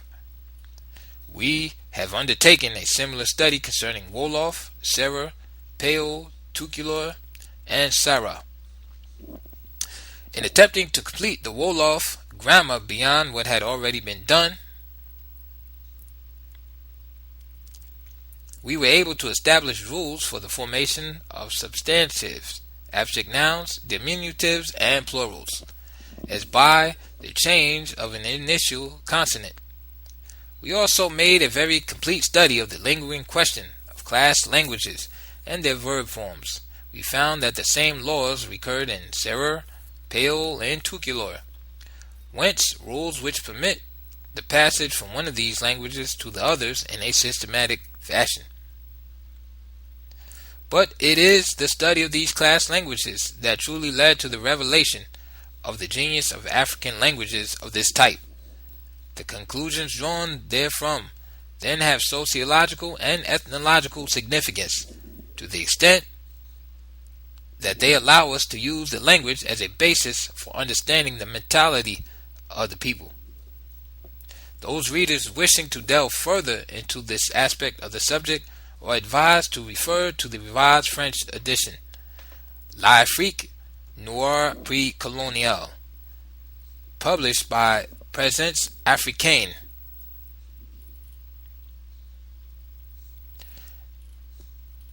End of postface and end of Precolonial Black Africa by Cheikh Anta Diop.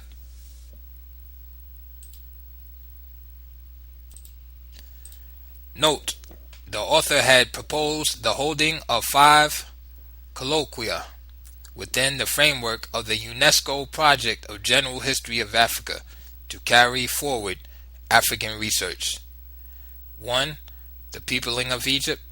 2. Deciphering of Nilotic writing. 3. Migrations, toponyms, and ethnonyms. 4.